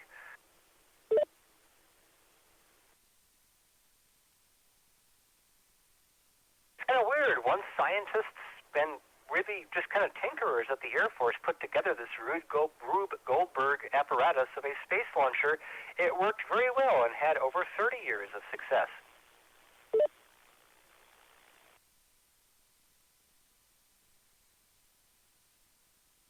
More things in space history to mention. On May 9th, 2003, Hayabusa was launched. Now, Hayabusa 2 is out there working right now, but Hayabusa was the progenitor of the space probe. It was named Hayabusa for the peregrine falcon, and it was developed by the Japanese Space Agency, JAXA. It was meant to return a small sample of material from a near-Earth asteroid named Itokawa.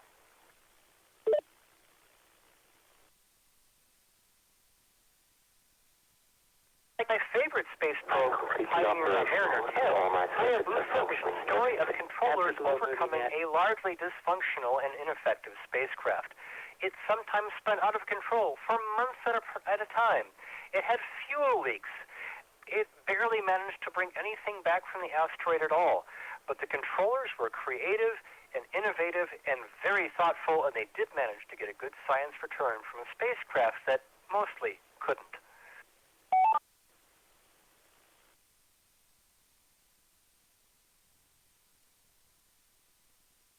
Even when it's an uncrewed vehicle. And finally, on May 11th, 1949, Cape Canaveral was selected as an important site for rocket launches. The U.S. had a big missile base in operation at White Sands, New Mexico, but this range was only 135 miles long at its longest point. You know, when you're looking at big space rockets, that's not very far.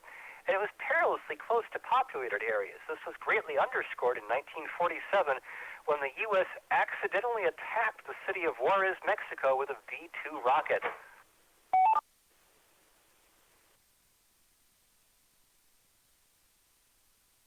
Major international incident not only made Mexico extremely skeptical of U.S. space endeavors for good reason, but it convinced the Air Force that New Mexico was not the right place for a high-altitude launch.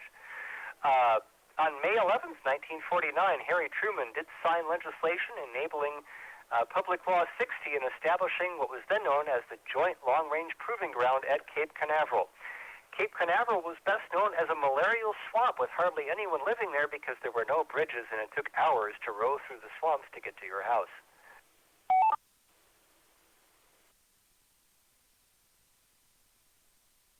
As Uring points out, it's a famous site for the discovery of mummified bodies found in the peat of the swamps. So these same factors that made it a place full of corpses and malaria that no one wanted to live made it great for the establishment of Cape Canaveral Air Force Station and the Kennedy Space Center, because a place where no one's living is a great place for rockets, because we all know that rockets sometimes go boom. Well, 1949, May 11th was a great day for Cape Canaveral. I'm NT5T. Thank you very much for listening.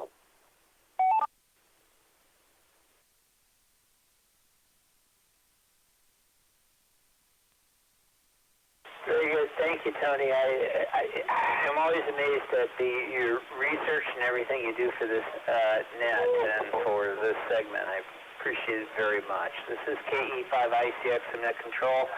We are done, pretty much. I'll take any final check-ins. If you'd like to join us this evening, please come down with your call sign name, where you're transmitting from. This is GX, Clark in Denton.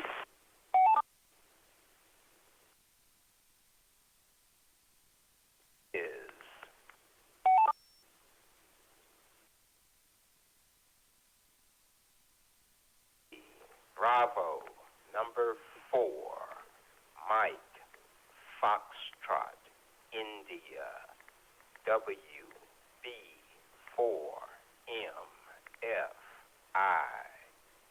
Ted, Dallas, low power. This is Kilo Golf 5, Echo India Uniform, David, St. Paul, Texas.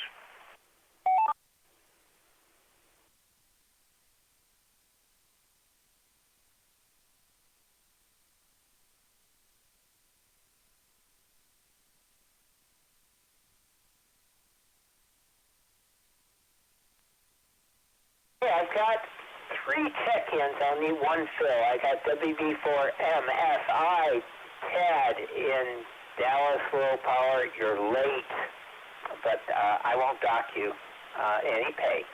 I've got David, KC5EIU, over in St. Paul, and I had Clark in Denton, but you were covered over by a double. Can you give me your call? I sure can. The call sign is K5LGX. K5LGX. Back to net.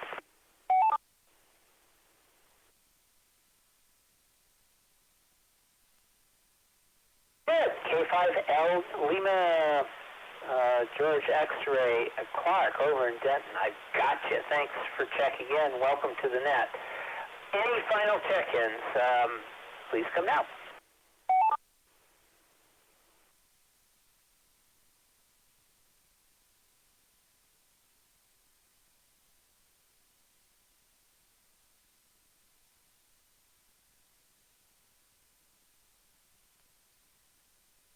KC5OZT, Miss Billy over in Sherman. I got you checked in. We got 35 check-ins this evening, and thanks to all who participated. We hope you'll join us here next week and every Saturday night at 9 p.m. to discuss astronomy, space, and space exploration. On this net, the sky is never the limit. We're always looking for net control stations for this and all the other DARC nets. If you'd like to try your hand at this, please contact any of the net controls by sending an email to nets@w5fc.org. I'm not kidding. If you're interested and you would like to do a net even just for one evening, one net, that's fine. We'd love to have you.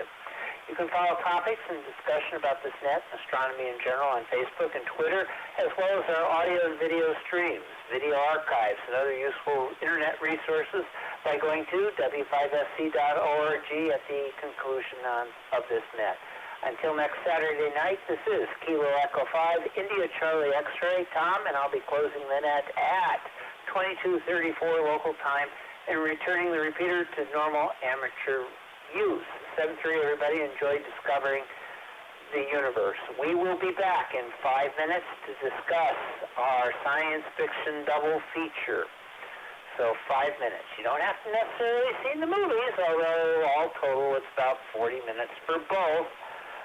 But come on back anyway. We'll be back 5 minutes from now. This is KE5ICX. I'm clear.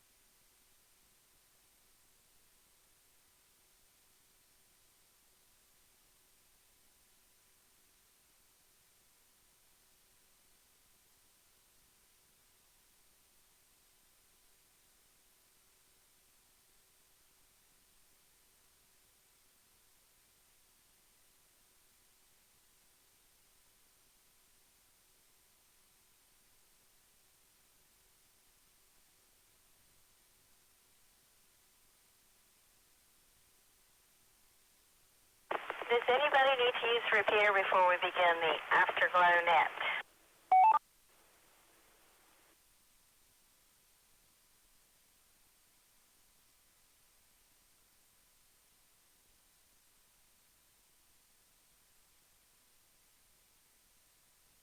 This is Whiskey Bravo 5, Oscar Zulu Lima. My name is Brenda.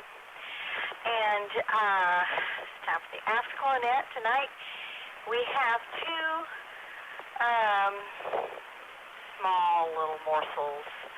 One is called Rakka, R-A-K-K-A, and the other one is called Prelude to XNR. And I'd like to call on KC5OZT, Tom, to give us a rundown of both of those little short films, if you would, please.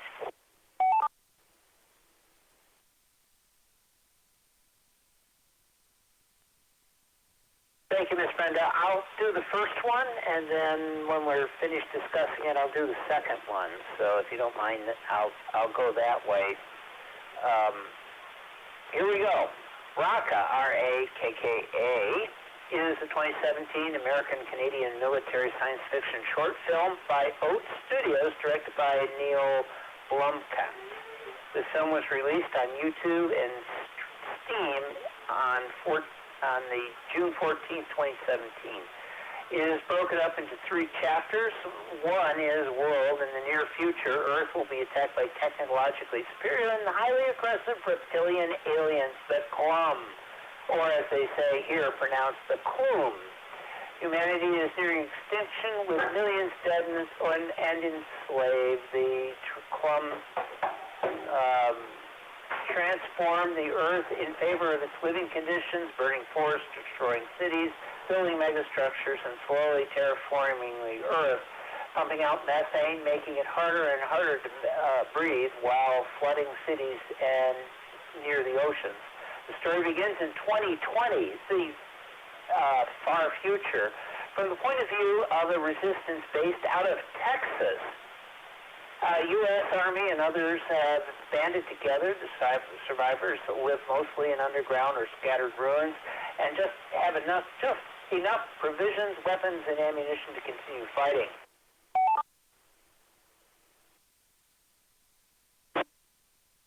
The resistance has made rudimentary shields, brain barriers that block hack, but there are not enough materials for everyone to be protected, and the Clum know this, hoping to win the war of attrition against the survivors. Whoever is taken prisoner are either used as living incubators for the Clum's young, that inevitably, painfully kills the victims, dissected or forcibly converted into human loudspeakers, urging humans to surrender into so-called conservatories. Very few manage to escape. After the Clum destroyed the military convoy with an airstrike, one of the surviving soldiers witnesses an angel-like being materialized from thin air. The narration describes them as mankind's saviors.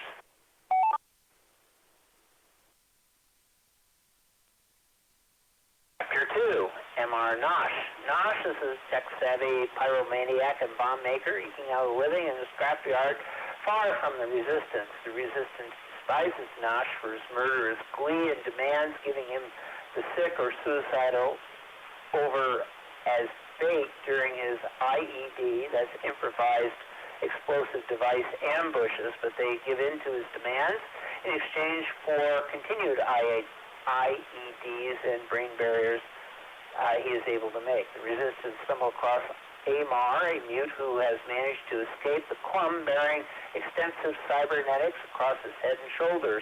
Amid opposition from her lieutenants, the resistance leader Jasper releases Amar from her custody into the care of the resistance fighter named Sarah. Sarah, having lost her daughter to the Clum's experiments, takes a liking to Amar.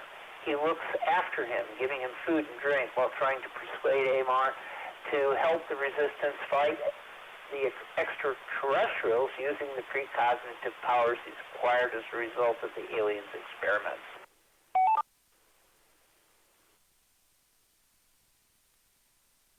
Finally, Chapter Chapter 3, it's not that long. Amar has recovered physically and mentally. He sees, thanks to his implants, premonition involving a wounded groom on the run, pursued by militia forces. Sarah pleads with him to help the militia officers, asking him to help stop the genocide.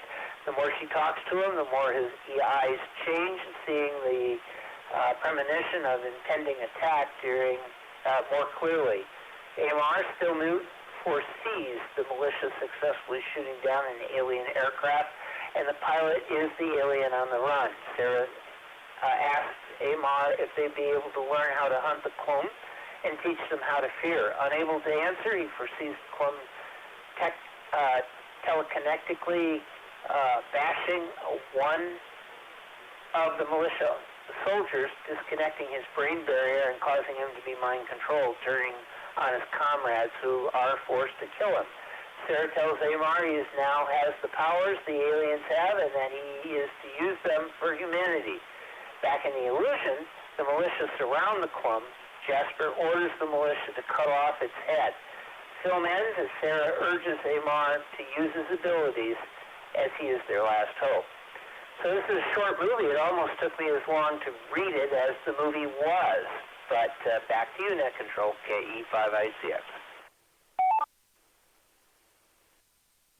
Righty, we're going to check check-ins. Let's start with low power and short time.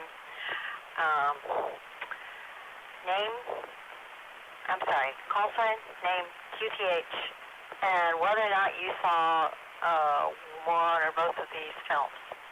Please come now.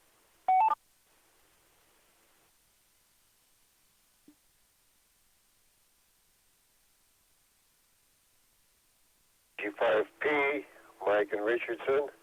I saw both of the films.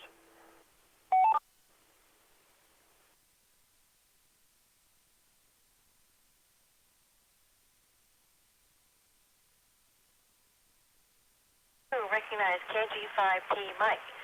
Okay, let's move on to general check-ins. Please come now. KG5ZNJ, Frank in Flower Mound. I did see Raka, I did not see the other one. 5BB, November 5, Bravo, Bravo, Bill and Irving. I did see the Sigourney Weaver one, Raka. I let it run through the other one with the volume off because I wasn't very interested in that level of Star Trek trivia. 5BB.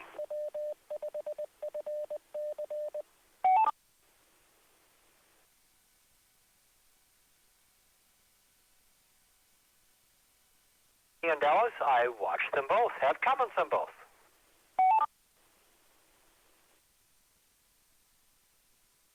Hello, Foxtrot 5, Tango, Sierra Kilo, Burl in Dallas. I did see both movies.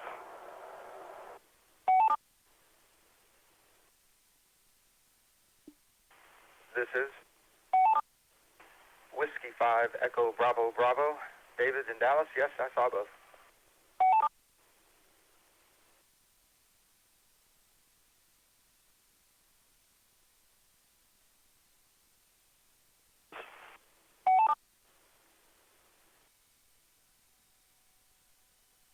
Charlie 5, Delta Lima, Dave in Louisville, saw both movies.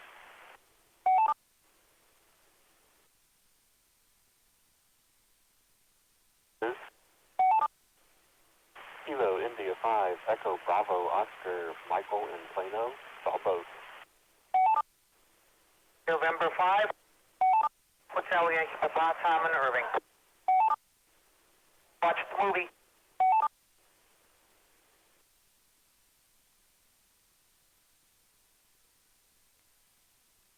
Echo 5, India Charlie X-Ray. Yeah, I saw both. And I'm Tom in Louisville.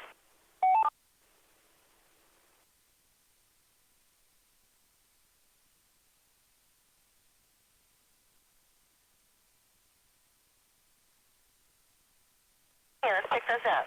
KG5ZNJ Frank, N5BB Bill, NT5TM Tony, KF5TSK Burl, W5EBB David, KC5DL Dave, KI5EBO Michael, N5HYP Tom, and KE5ICX. Anybody on Echolink?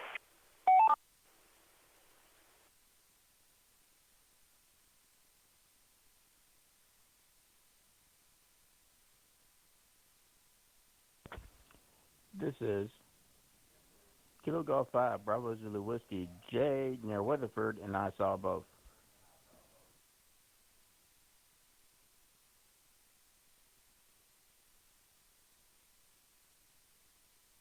This is Kilo Foxtrot 5, Papa Delta Sierra, Billy, and Sherman. I didn't see either movie.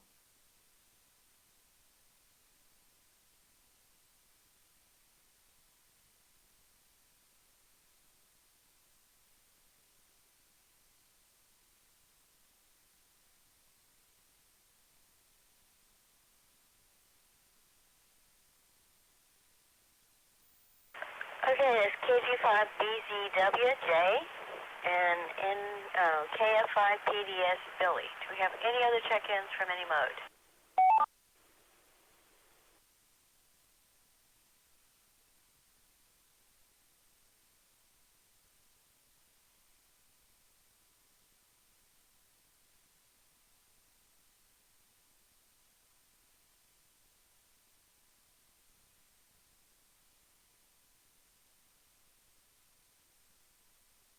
Alrighty then, I think what we'll do is split this net in two. We'll talk about Rocca for half the net, and then we'll switch over to the other movie when halftime comes up.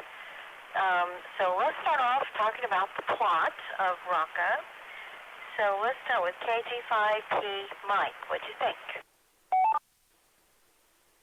Good evening, Brenda. I have to apologize here. I was distracted when you were asking for short time and low power check-ins, at which I'm neither short time nor low power. So go ahead and put me at the bottom of the list, and you can pick me up at the end. So I think the next guy on the list is Frank. So back to net KG5P. Okay, KG5ZNJ Frank. Go ahead. It's KG5ZNJ. Yeah, I didn't, I guess I wasn't paying attention. I didn't realize that there was a second movie, that this was a double feature drive-in movie, so I didn't, I only got wind of that second movie, so shame on me. But on this movie, it is probably the bleakest story I've ever seen anywhere. I can't remember ever seeing something that is just so unbelievably bleak. You know, it's just a really bad situation, and very dire, and pretty awful situation to be in. So that was kind of shocking. And you know, the other thing that was a little off was that it's so short. It's almost like a double or a triple length trailer more than a short story or movie. But I don't know why I have this, maybe it's an irrational fear, but I fear that the young kids growing up today are just being exposed to YouTube, and they're being conditioned to take in, 20-minute videos at the very most, and they seem to develop this attention span that that's all you can get out of them before they can't follow it anymore. And I'm worried that there's going to be a time when the traditional movies are going to be a thing of the past because people just can't bother to watch more than 20 minutes of something. So maybe I'm out to lunch on that one, but I often think about that for whatever reason. So so I was thinking, what was the point of making this short movie like that? But I guess maybe it's just a movie company testing something out. It was surprising because the budget looked pretty darn high for something that's only 20 minutes. So I don't know if they're going to make a full movie out of that. I'd definitely watch it. I thought it was good. The story itself looked pretty interesting, even though it was really almost difficult to watch because it was so bleak. But, it's a survival story. I always like those. And I don't know. I liked what I saw. Anyways, KG5ZNJ, back to net. N5BB, Bill. This is N5BB. I agree that it was just about the bleakest thing I've ever seen. It was too dark for me in more than one way. And I was rather depressed when finished with it. I was not happy. So I probably would not watch another version of this or an extension of the story just because it's just so horrible.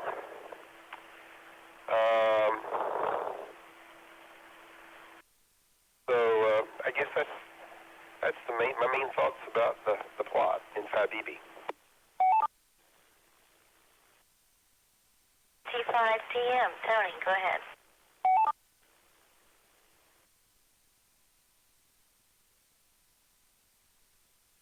I did see both movies, and I did watch this first one, and it was unbelievably gritty.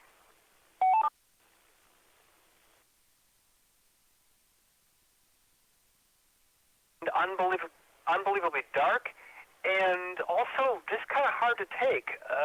Mr. Blomkamp seems to be a director who is kind of a one-trick pony, really. He likes the makeup and the effects. The plot was impossibly melodramatic. Seeing an alien toss a nanite-infected human skull into a giant sinkhole full of human skulls and bones. Okay, yeah, I know that's supposed to make me feel emotions, but it was too much.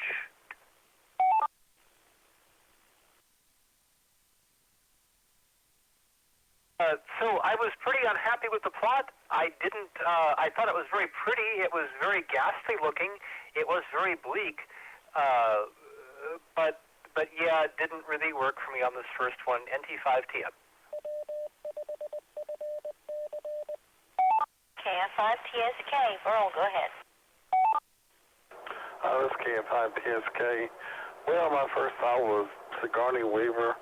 The thought that comes back to me is probably the scariest movie I've ever seen was Alien.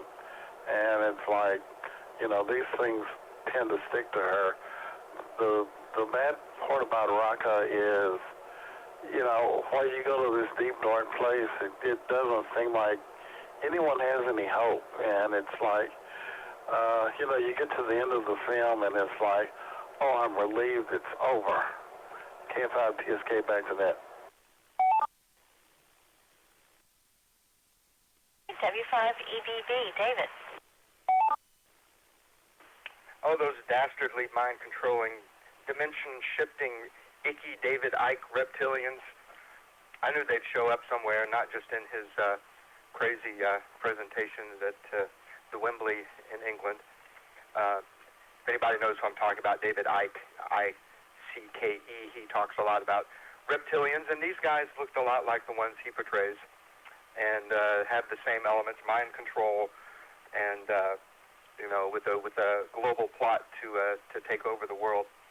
So, you know, this from a fictional point of view, mimicking fiction. Well, there's a correlation there. Doesn't mean it's real, but it's correlated. I thought it was.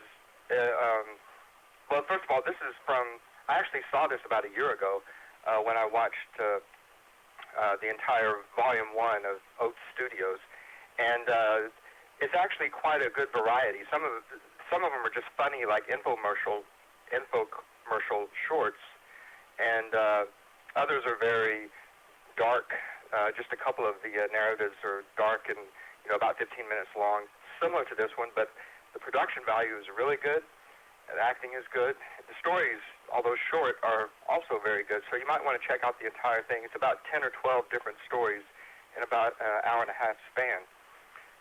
But professionally done. Of course, this is the District 9 guy, and these reptilians kind of follow into that, like a sequel to that in a regard.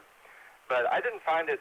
I mean, these days, can anyone really be shocked or depressed or affected by such gratuitous violence? I think most of us in society are kind of beyond that. I don't know if that's a good thing or not. Probably not, but that's where we are.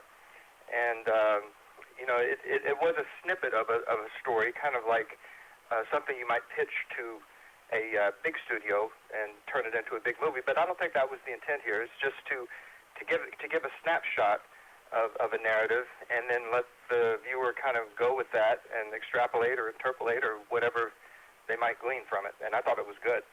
W5EVB. Okay, AC5DL, Dave. AC5DL. Well, in response to Raka, I thought it was very dark, much too short, and being cut into sections the way it was, not exactly my cup of tea. I guess Sigourney Weaver was, in my opinion, about the best part of it. AC5DL, back to net. KI5EBO, Michael. Wow, what is there to say? Raka. I think they get the award for the most disgusting looking future. And I wrote all this down on Monday when I looked at the thing, and I said, I hope I don't have nightmares of those gruesome things. And fortunately, if I did, I don't remember them.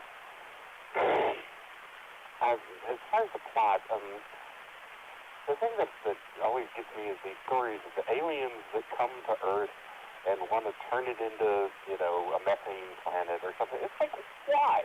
There are plenty of other methane planets out there. Why not go to one that's simpler?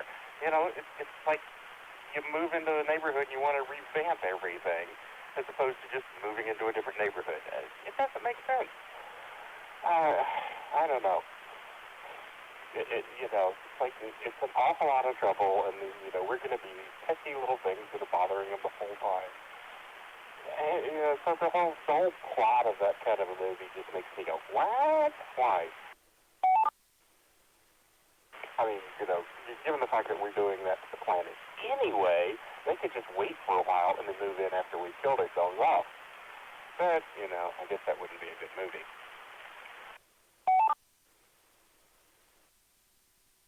I don't know. That's my thoughts on the basic plot and the theory behind it.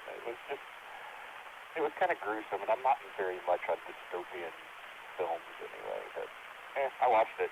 I did my thing for the Afterglow movie night. KI5EBO, back to net. Okay, N5HYP, Tom.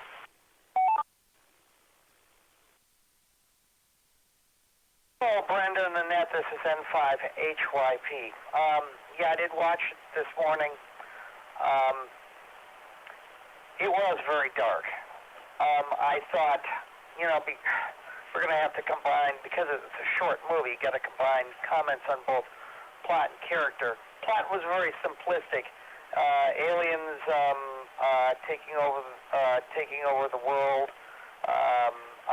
Humans being hunted down. There's a few survivors. Things are pretty bad off, but possibly the tide gets turned. That's where you leave it. Sigourney Weaver basically was Sigourney Weaver. Basically, the dead serious, crazed alien hunter type person. And everybody else was kind of sort of just there to build up the point. But it was an interesting movie. It had some interesting. You developed some tension from it. You were upset because it was such a bleak scene. The way they did it was really good, though. It really looked like a catastrophe, like you would expect a world that was falling apart because of the destruction that the aliens were wreaking. I thought they did a really great job with making it look like that. And obviously marginal budget. And it was in Texas. You had these Jeeps with Texas flags So yay, Texas, we're gonna beat the aliens. Back to net. This is N5HYP. KC5OZT, Tom.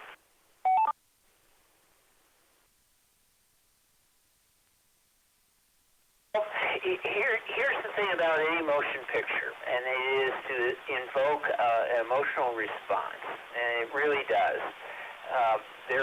It's very bleak, it's very dark, it does that, and it is depressing to watch. Yay! It's mission accomplished, but I think it's more important about, even though it's only 22 minutes long, how do people react and how do they become? This story has been done before. In fact, I'm watching over on MeTV. They're doing The Invaders, yet another version of this thing from 1967. The thing about it is this, is that it's an allegory, it's a metaphor for what happens throughout the world, and that is that war sucks. It's bad. It stinks. And many of us are not in a position to really understand what that really is and the consequences of it, whether it's waged by us, whoever us is, or them, whoever them is, and that it's a very messy and bad thing.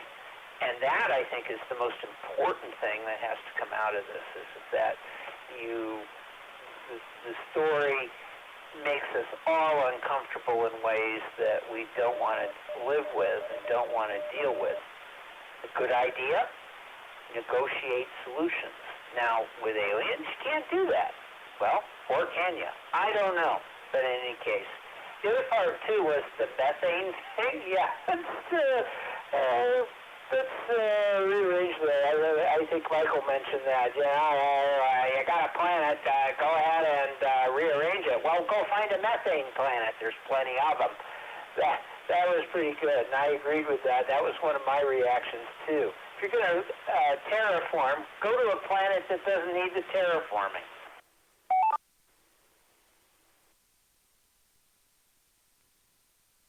Now, the thing that I thought was really well done, there is some sleight-of-hand stuff going on. We have some stock footage that they've got buildings collapsing and that using the little ring disintegrators. Obviously, these are buildings that were detonated, and the stock footage shows because it's less... It doesn't match the color palette, nor does it match the resolution when they do it. It's pretty good sleight of hand. Some of the sets represent small areas, and we have the special effects that are able to make it look like it's massive, but in reality it's not. That's pretty good. And then lastly, let's see what I want to say. The aliens and the way they did them are quite interesting. Reptilian, are these good? How bad are these people? Well, obviously, the reptiles are really terrible, but the face of the enemy, is rotten. So, what does that mean to me? Let me see.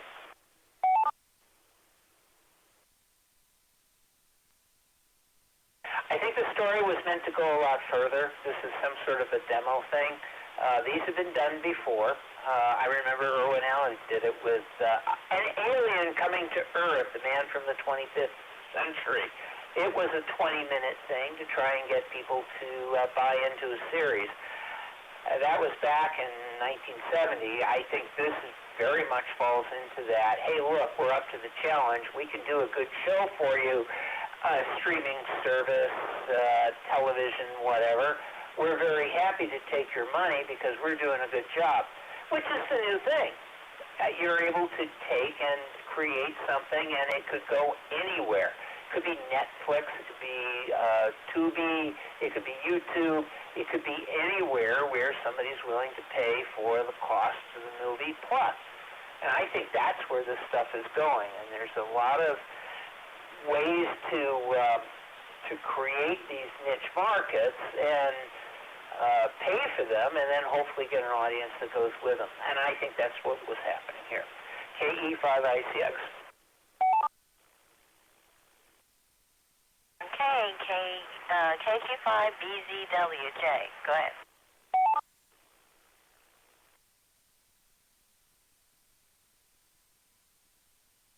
All right, this is KG5BZW. Yeah, I think I'm gonna have to launch off of Tom's comments.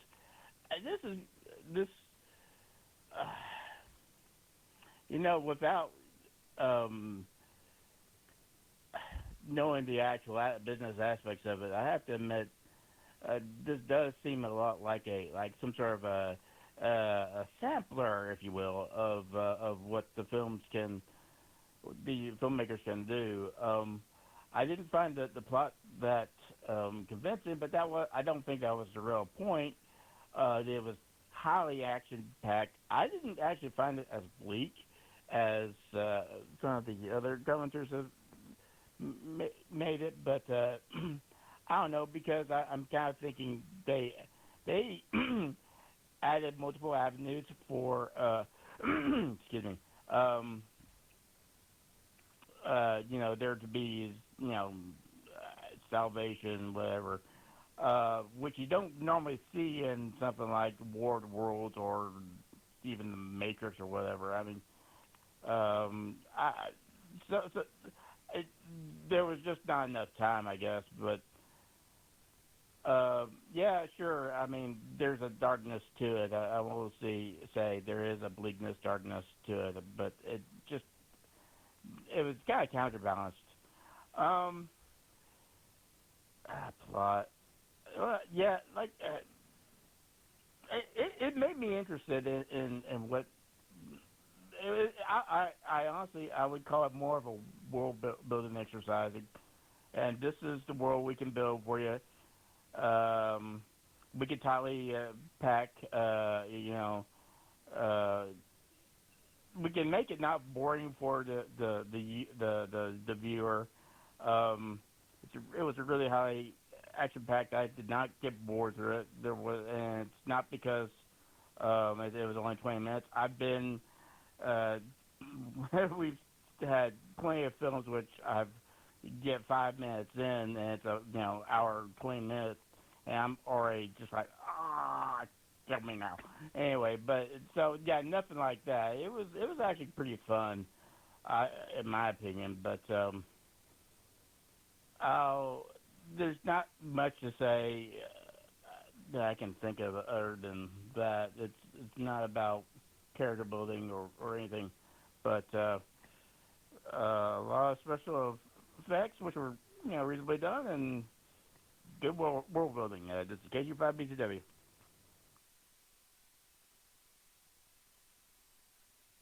KF5PDS. Billy, do you have any comments?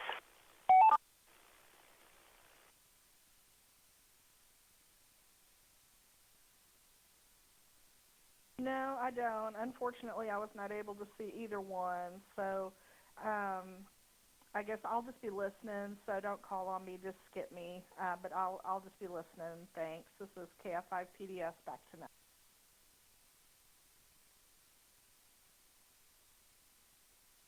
And we circle back to KG5P Mike. Go ahead. Thank you, Brenda. Well, I like this movie. I didn't really particularly find it depressing, which is not to say that there aren't movies that I find depressing. One such movie, which is a great movie, it's Paths of Glory. You might have seen. It's been on TV a bunch of times with Kirk Douglas. It was directed by Stanley Kubrick, and it's a great movie. But to me, that movie's so depressing that I can't watch it again. I mean, I like the movie, but when it comes on, I just find it too much of a downer.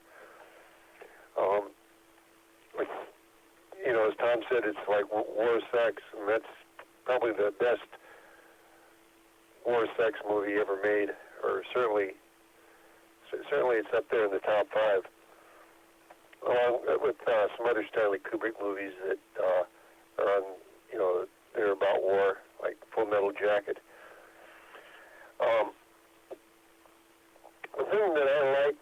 this about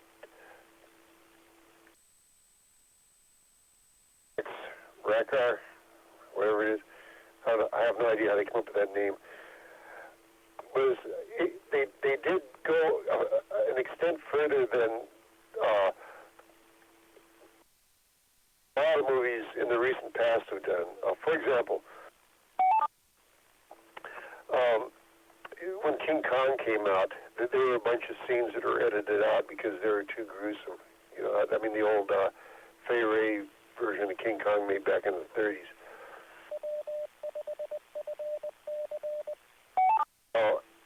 The Alien movie, the first Alien was sort of on the line of this movie, or before.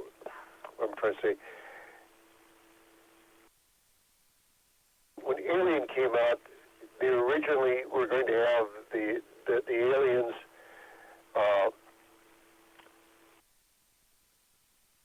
incubate live young in the bodies of their victims. But they took that out of the movie because they thought it would be too intense. So Alan Dean Foster, who was a science fiction writer, basically wrote a book from the screenplay that included it. Well, the following Alien movies, 2 and 3, certainly 2 anyway, did include that. So even between the making of the 2 movies, they sort of loosened up on what they thought was shocking or not. Also, the fact that it had Sigourney Weaver, I didn't recognize Sigourney Weaver.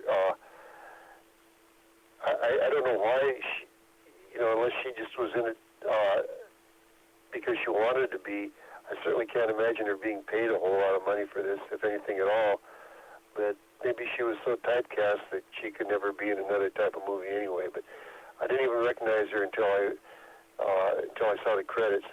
So I believe. I sort of agree with what David EBB said, that I think that nothing is really too shocking anymore. In fact, we've probably seen so much of it that we've almost become immune to it. I guess that were my comments on that. I did enjoy it. I was sort of disappointed that there weren't continuing episodes of it because it looked like it was starting to get interesting. So back to Ned. Brenda, this is KG5P. Alrighty, okay, my turn. I agree with a lot of people that it was really bleak. But, some of my favorite movies are bleak. Aliens is absolutely one of my favorites, and it was a hopeless situation, very similar. We were losing. And then Ripley comes in and saves the day. And that movie has a lot of heart, and you really care about the characters.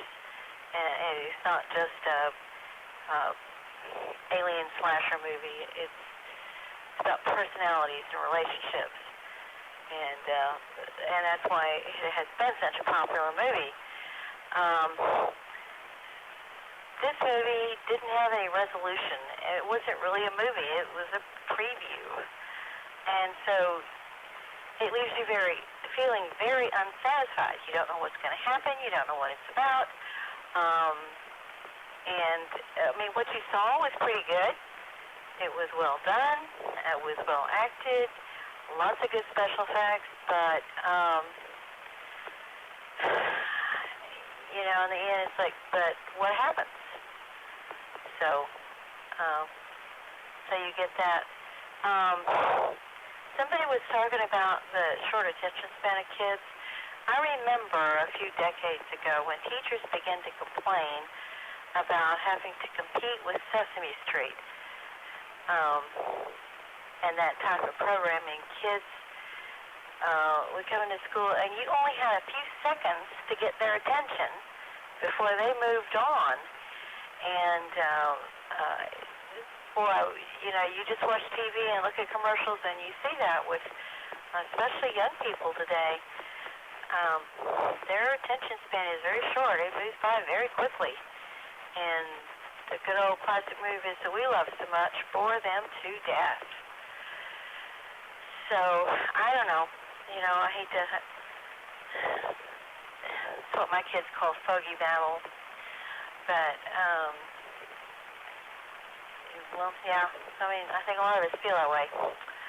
All right.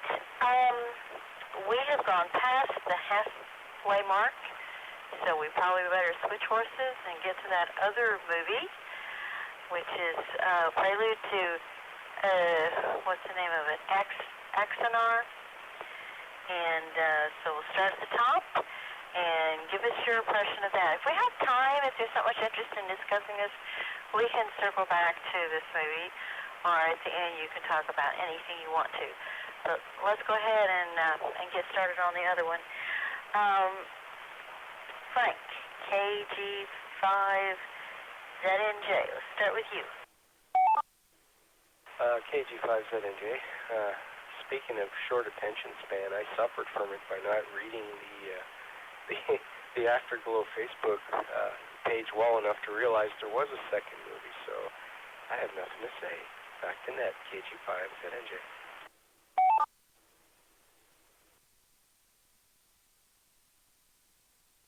Okay, well, if you are a Star Trek fan, you will probably enjoy it. N5BB Bill, go ahead. N5BB. I am not enough of a Star Trek fan to really follow everything. So after viewing the first part of it, I realized that I just don't know enough of I'm not enough of a fan to understand some of the deeper parts of it. So I turned down the volume and let it play through. So I guess no more comments. Not for me. Not because I disliked it, because I didn't care. N5BB. It's KG5P recheck. KG5P, go ahead. Yeah, I think Tom was going to give us the synopsis. He didn't want to double up on him, so he was going to slip it in here between the two movies. KG5P. Oh, thank you for the correction. I had forgotten about that. KE5ICX. Would you do the honors, please?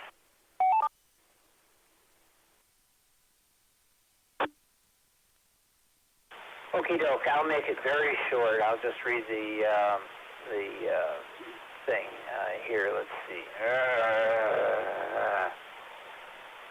Okay, this is it. It says the film is presented as an episode of the Federation documentary pertaining to the 4 years' war with the Klingon Empire, narrated by a noted historian, John Gill, who appeared in Patterns of Force, one of the original Star Trek episodes, featuring interviews with actual participants on both sides. Begins in Stardate 224103, 2 decades before the Star Trek original series. The war's opening battle, Arcanus 4, and a prosperous Federation colony along the Klingon border. The Klingons, who did not consider the Federation to be a worthy adversary, maintained the initiative for the first 6 months of the war with a number of victories. In response to the losses, I'm jumping down, suffered in the war, Starfleet appoints a new commander-in-chief, Admiral Marcus Ramirez, who pledges in the fleet-wide broadcast to defend the dream of the Federation against the Klingons' commitment to its destruction. Ramirez oversees the creation of an Ares-class cruiser, Starfleet's first 4 ships, to counter the Klingons' mainstay, the D-6 battlecruiser. The introduction of the Ares turns the tide against the Klingons, who begin to give Starfleet its due as a worthy opponent, and particularly take notice of Garth of Azar, who appeared in Whom Gods Destroy, the captain of the prototype Ares.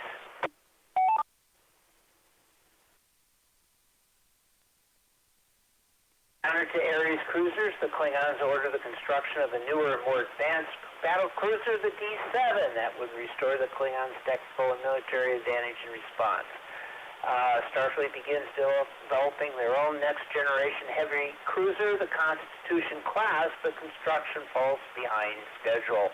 To gain more time to finish their heavy cruiser, Starfleet approves a plan approved by Garth to fight the Klingons at Axar, the planet where the Karn's spies have reported the Constitution prototypes revealed in the Constitution and the Enterprise, the series, I guess, are being built.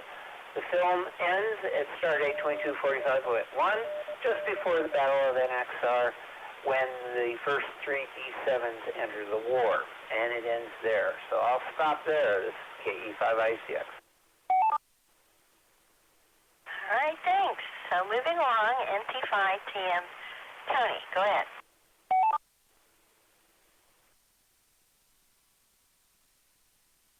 Thank you, Tom, and thank you, Brenda. I did see both, and both the movies together are a great illustration of something I'm frustrated with modern war movies. Something Dunkirk did well that the Civil War epic Gettysburg also showed. Wars don't only happen on ugly, greenish-gray days where everything is gritty. Wars often happen on nice, beautiful days. You can have a wonderful field of daisies, and then a Nazi pops up and kills you in it. So I really welcomed the Starfleet look of this little documentary short. Better light, characters well-dressed. I was really grittied out by the time I watched the second one. And although I didn't know enough Starfleet trivia to really appreciate it properly, I really liked the little acting touches that the female Starfleet admiral, when she talked about her Klingon nickname, I can't remember it all, but I'm the evil queen whore of the universe, something like that, because she defeated Klingons. She has a little twinkle in her eye when she says that to camera, and there was acting there. It was not a Neil Blomkamp short. So I didn't really get it, but I did appreciate the acting. I enjoyed it. It was a welcome touch. NT5TM.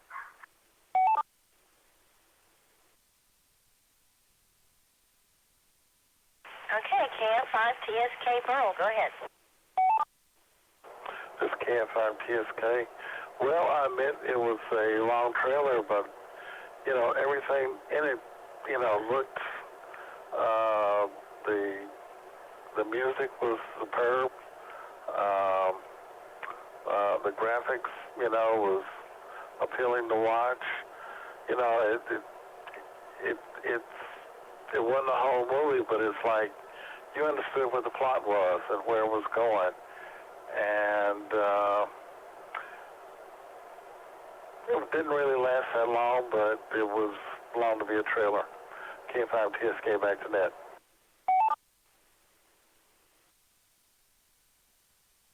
Okay, W5EBB David.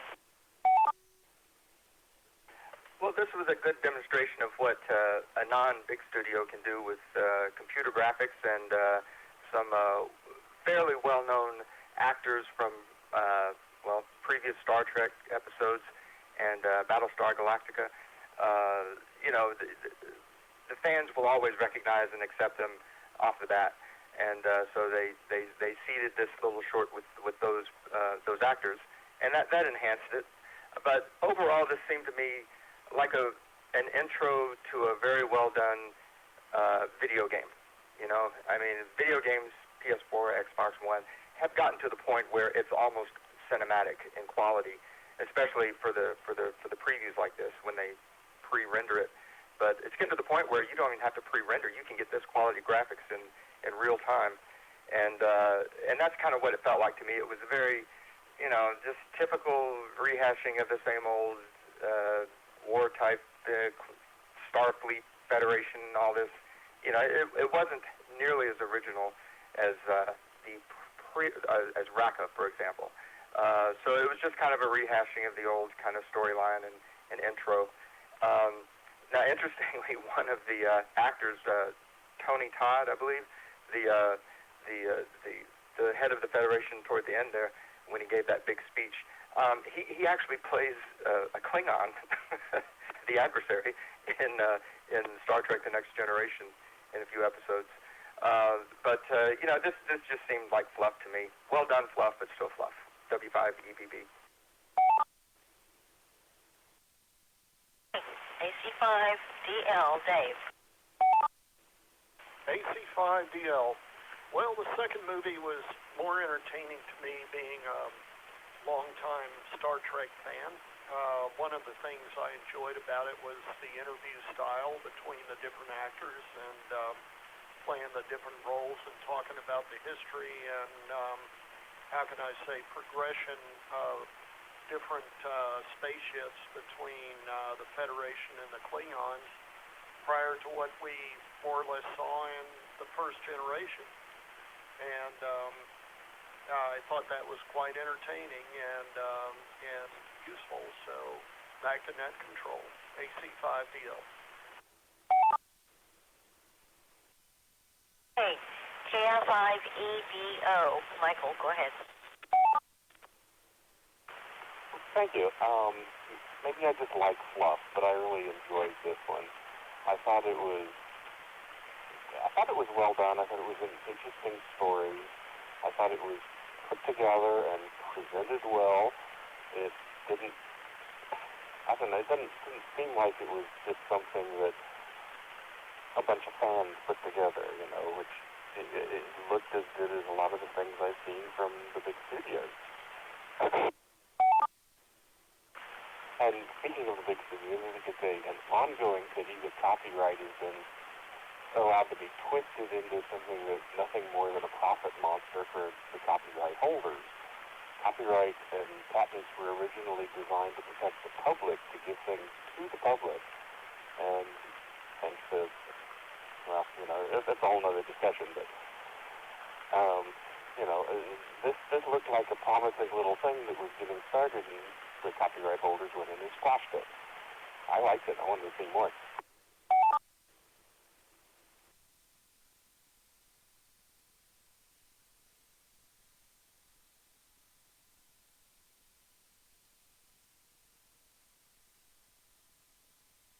I'm sorry, that was back to net, KC5OZT. Okay, N5HYP, Tom, go ahead.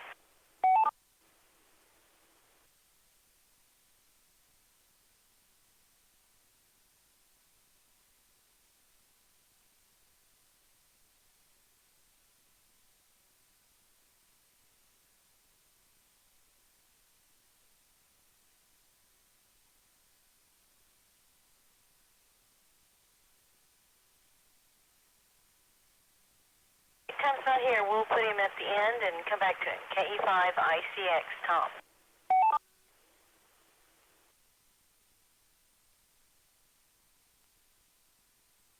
Okay, this is KC5ICX. Okay, I'm a Star Trek super nerd. I love it to death.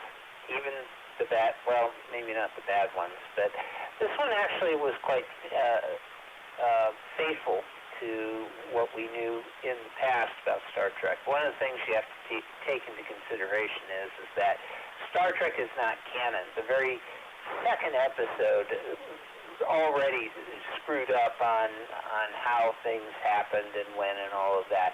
So never take that too seriously. But the thing that you can take out of it is that you can create kind of a backstory and motivations and all of that, and be able to extrapolate it forward in a somewhat faithful way. I think they did that. I think they created this wonderful prequel of Star Trek, the original series, and I think taking elements from Enterprise and making it work. Hey, surprise! That's what Discovery, which was made by, Paramount, Sony Pictures? I don't know, whoever it is. Over at, CBS, that's right, CBS. The Star Trek property has been all broken up.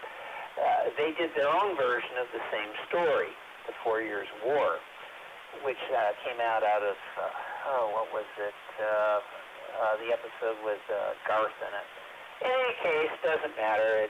It's a war story, and the motivations and everything that go along with it. Very World War II-ish in how they handle it, and even the ships and all of that. I thought that was fine, and as a person who enjoys history and finds it quite fascinating, I thought this lived up to that quite well.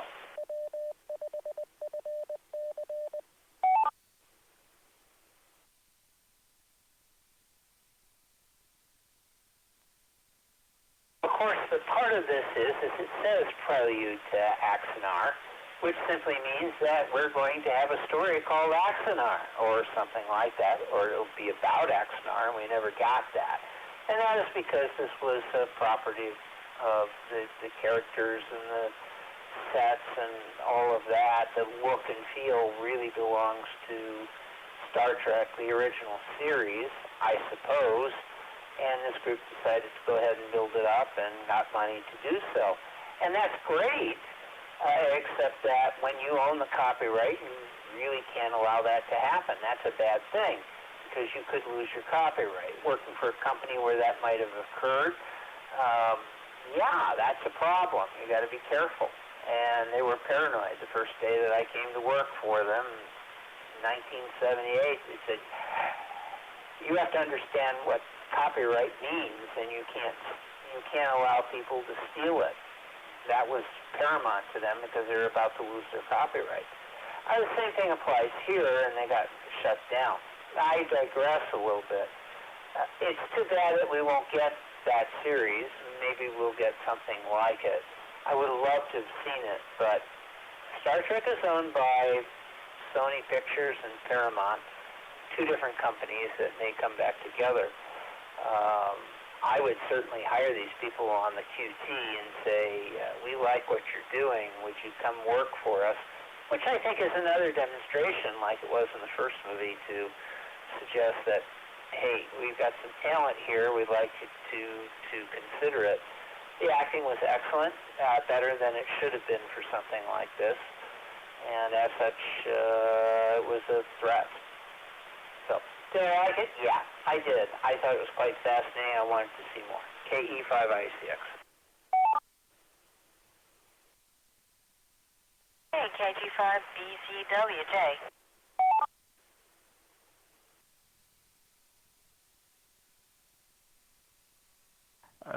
This is KG5BZW. Okay. Well, it's an independent film. I thought it was really well done. One thing, I don't want to ramble too much, but this is going to be kind of a rambling thing. One of the guys mentioned how this seemed like an intro to a game like you might see on an Xbox or PS4 or something. And of course, if you're anywhere familiar with a lot of games on those systems, yeah, there's just about as many people involved in writing plot lines, and it's not really just about story. I mean, about playing games. There's a lot of storytelling to many of those games, and it's almost there's for a lot of stories it's kind of like pick your own adventure kind of deal. But anyway, yeah, I got that aspect from it.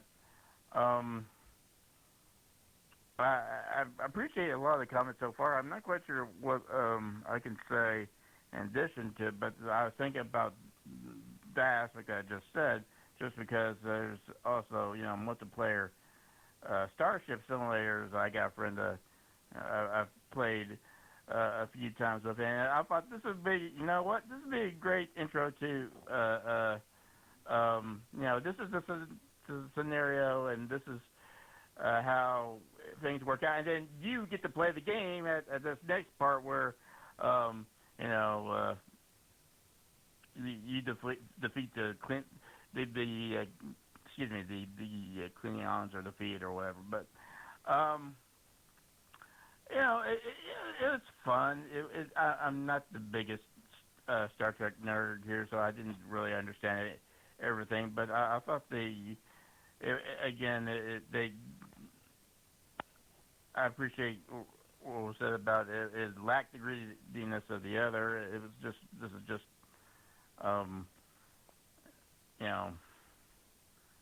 war is war kind of thing, and war can happen anytime. But yeah, I think I'm rambling a little bit too much there. But I have nothing else to say. Just get you 5BZW.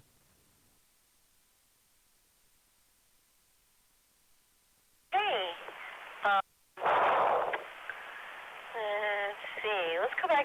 N5HYP. Are you back, Tom? Yes, I am. This is N5HYP. I gotta tell you, well, I wasn't really thrilled. We were actually kind of bored with the thing, just simply because it was, because without having a budget to really film a movie or do a story that kind of told the tale. They basically told the tale to tell the story. So that's what made it kind of boring. I'm not that much of a Star Trek nerd. I like the stories, but I like the stories actually to be played out for me rather than be told to me. Aside from that, and actually, Jay, you're right. I think this felt like the opening sequence for a video game. Yeah, I understand that this was one part of a multiple-part video series that was done, kind of fan fiction, I guess. And so, that being said, I guess it was a good attempt. And basically, they did what they could do with their budget to tell a story. So, in that regard, it was probably good. But I wasn't really impressed. Back to Nat. This is N5HYP. Okay, and then let's go back to KG5P, Mike. All right, KG5P. Well, I like this movie. I really did. In fact, like somebody said, I wish that there were some more of them. I like this really better than the Star Trek Discovery, which is on CBS All Access. I think this has a lot more possibility.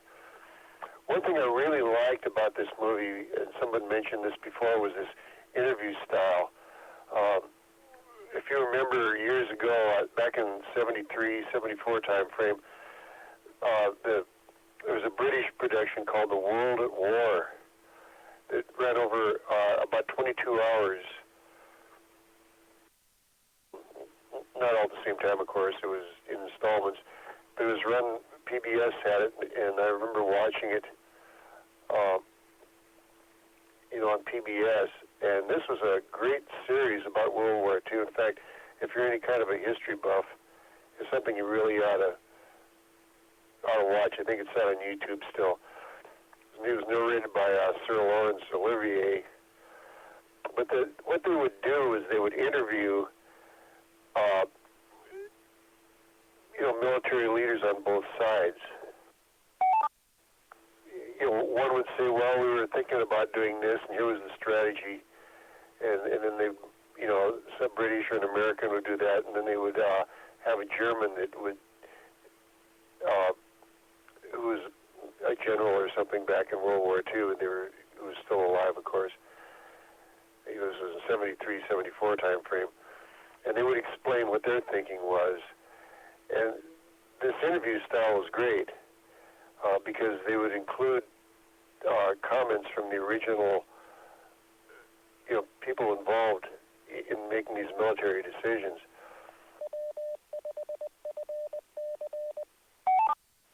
And they did the same thing in this movie.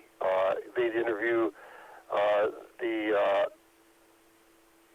the Federation Admiral, and then they'd interview the Klingon Admiral.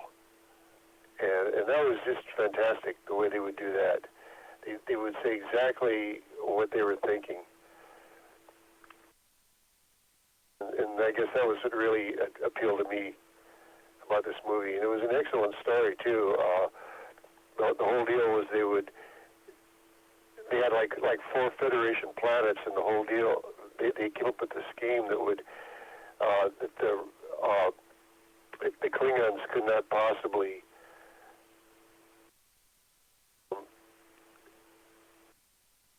they had to accept this proposition. They couldn't possibly ignore it, and that was to attract them to the center of this Federation planetary system and then wipe them out.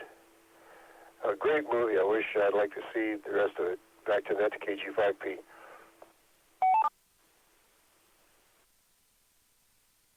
AAVSO. I enjoyed it a lot. I'd actually like to see it again. I'm a big Star Trek fan. Yeah, I just would like to see more of this, or see it fleshed out a little bit more. But for what it was, for a little short, I thought it was pretty good. Is anyone else again?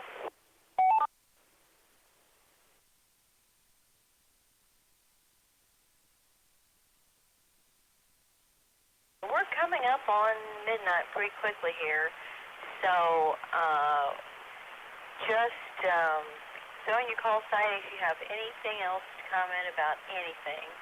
We won't do another rotation. We don't have time for that. So just throw it out there if you want to make a comment about either one of these movies or about something else. Go ahead.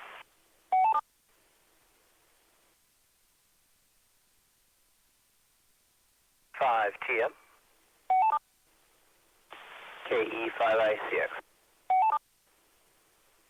W5EBB.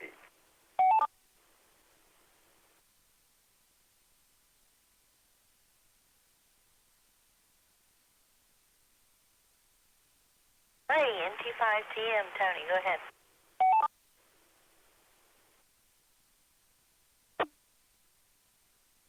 Thank you, Brenda. Thank you for staying up. I know it's hard to stay coherent. I'm kind of on the edge.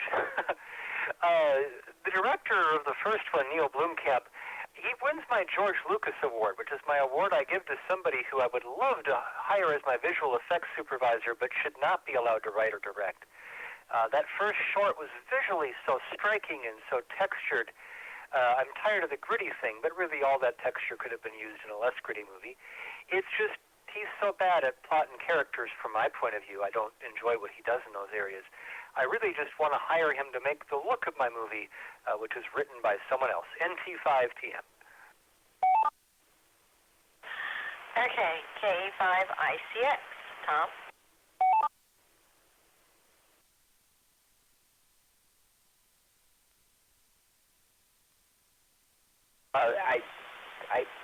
I think there was somebody else but before me, but I may be wrong. I'm fading too. But what I was going to say about the film, the second one, Axanar, is that they tried to implement lots of different visuals from Star Trek. There was the movie from 2009 that works well in the product. Good God, has it been that long since that thing came out? In any case, they provided that kind of sensibility with the reboot.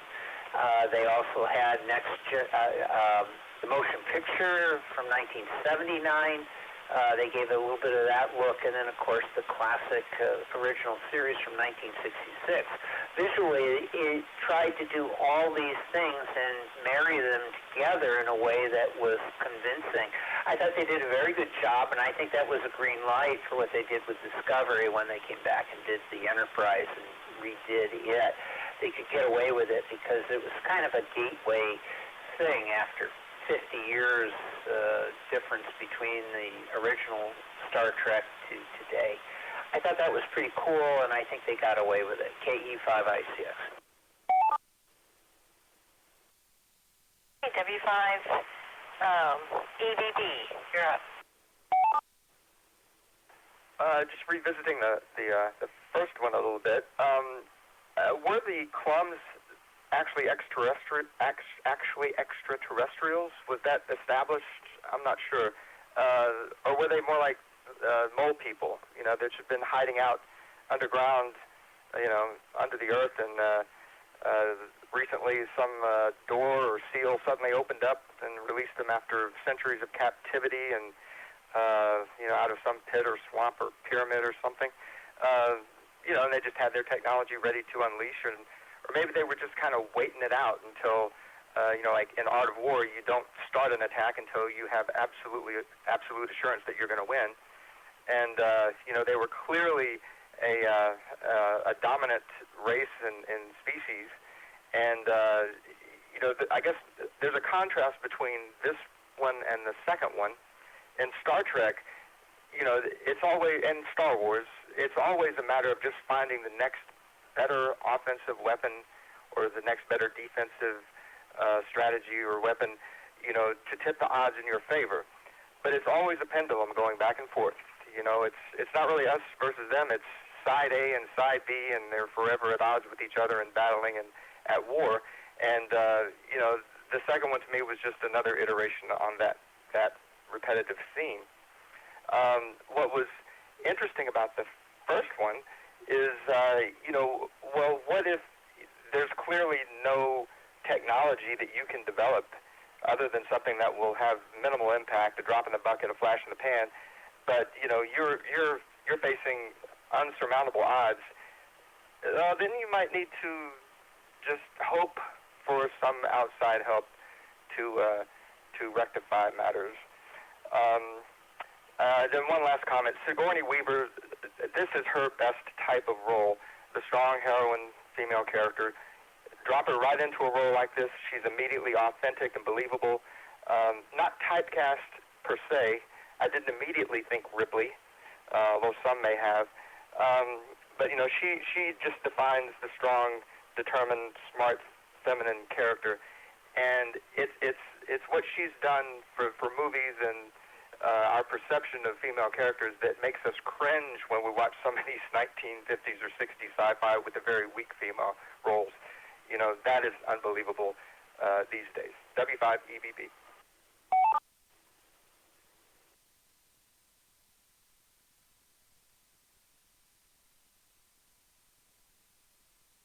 Oh, was there somebody else in there that I missed?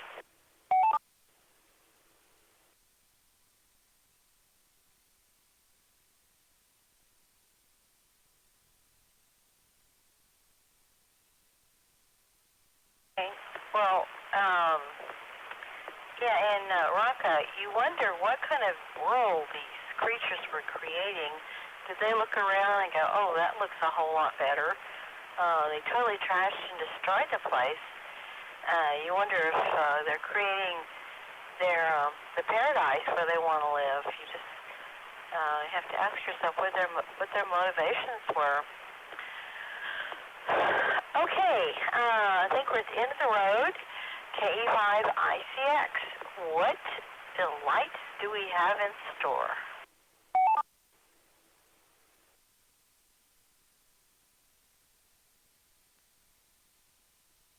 Hi, Miss Brenda. I have a couple of announcements just to let you know. I was given heads up. Today is National Twilight Zone Day, May 11th. Every year is National Twilight Zone after the seminal series from 1960-something.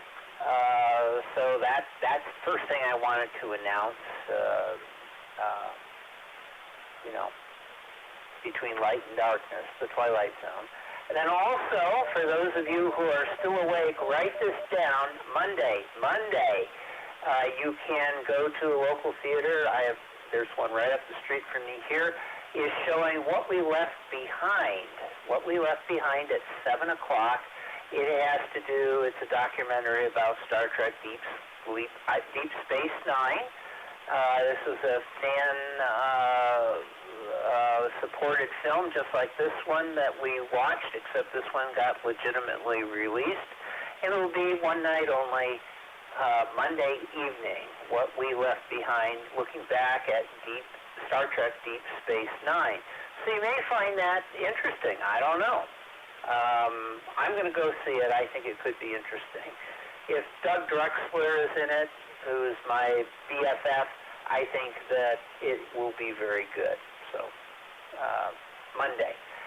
The movie. I have to look and see because I've forgotten. We have two films coming up. One next week is The Terminator from 1984. I don't think we saw this one. If we did, let me know. The second film is from 1988, Nightfall. This is for May 25th. So next week, May 18th, is Terminator.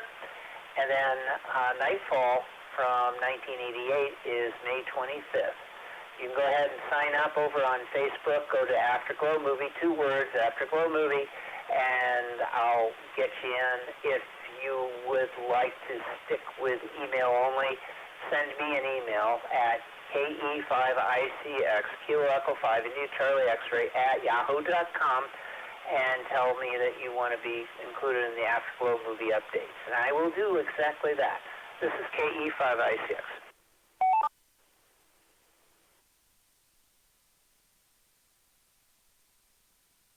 Alrighty, well, we had 13 participants, and so we're going to close the net, and we will see you all next week. Thank you all so much for participating. This is WB5OZT Eau Claire.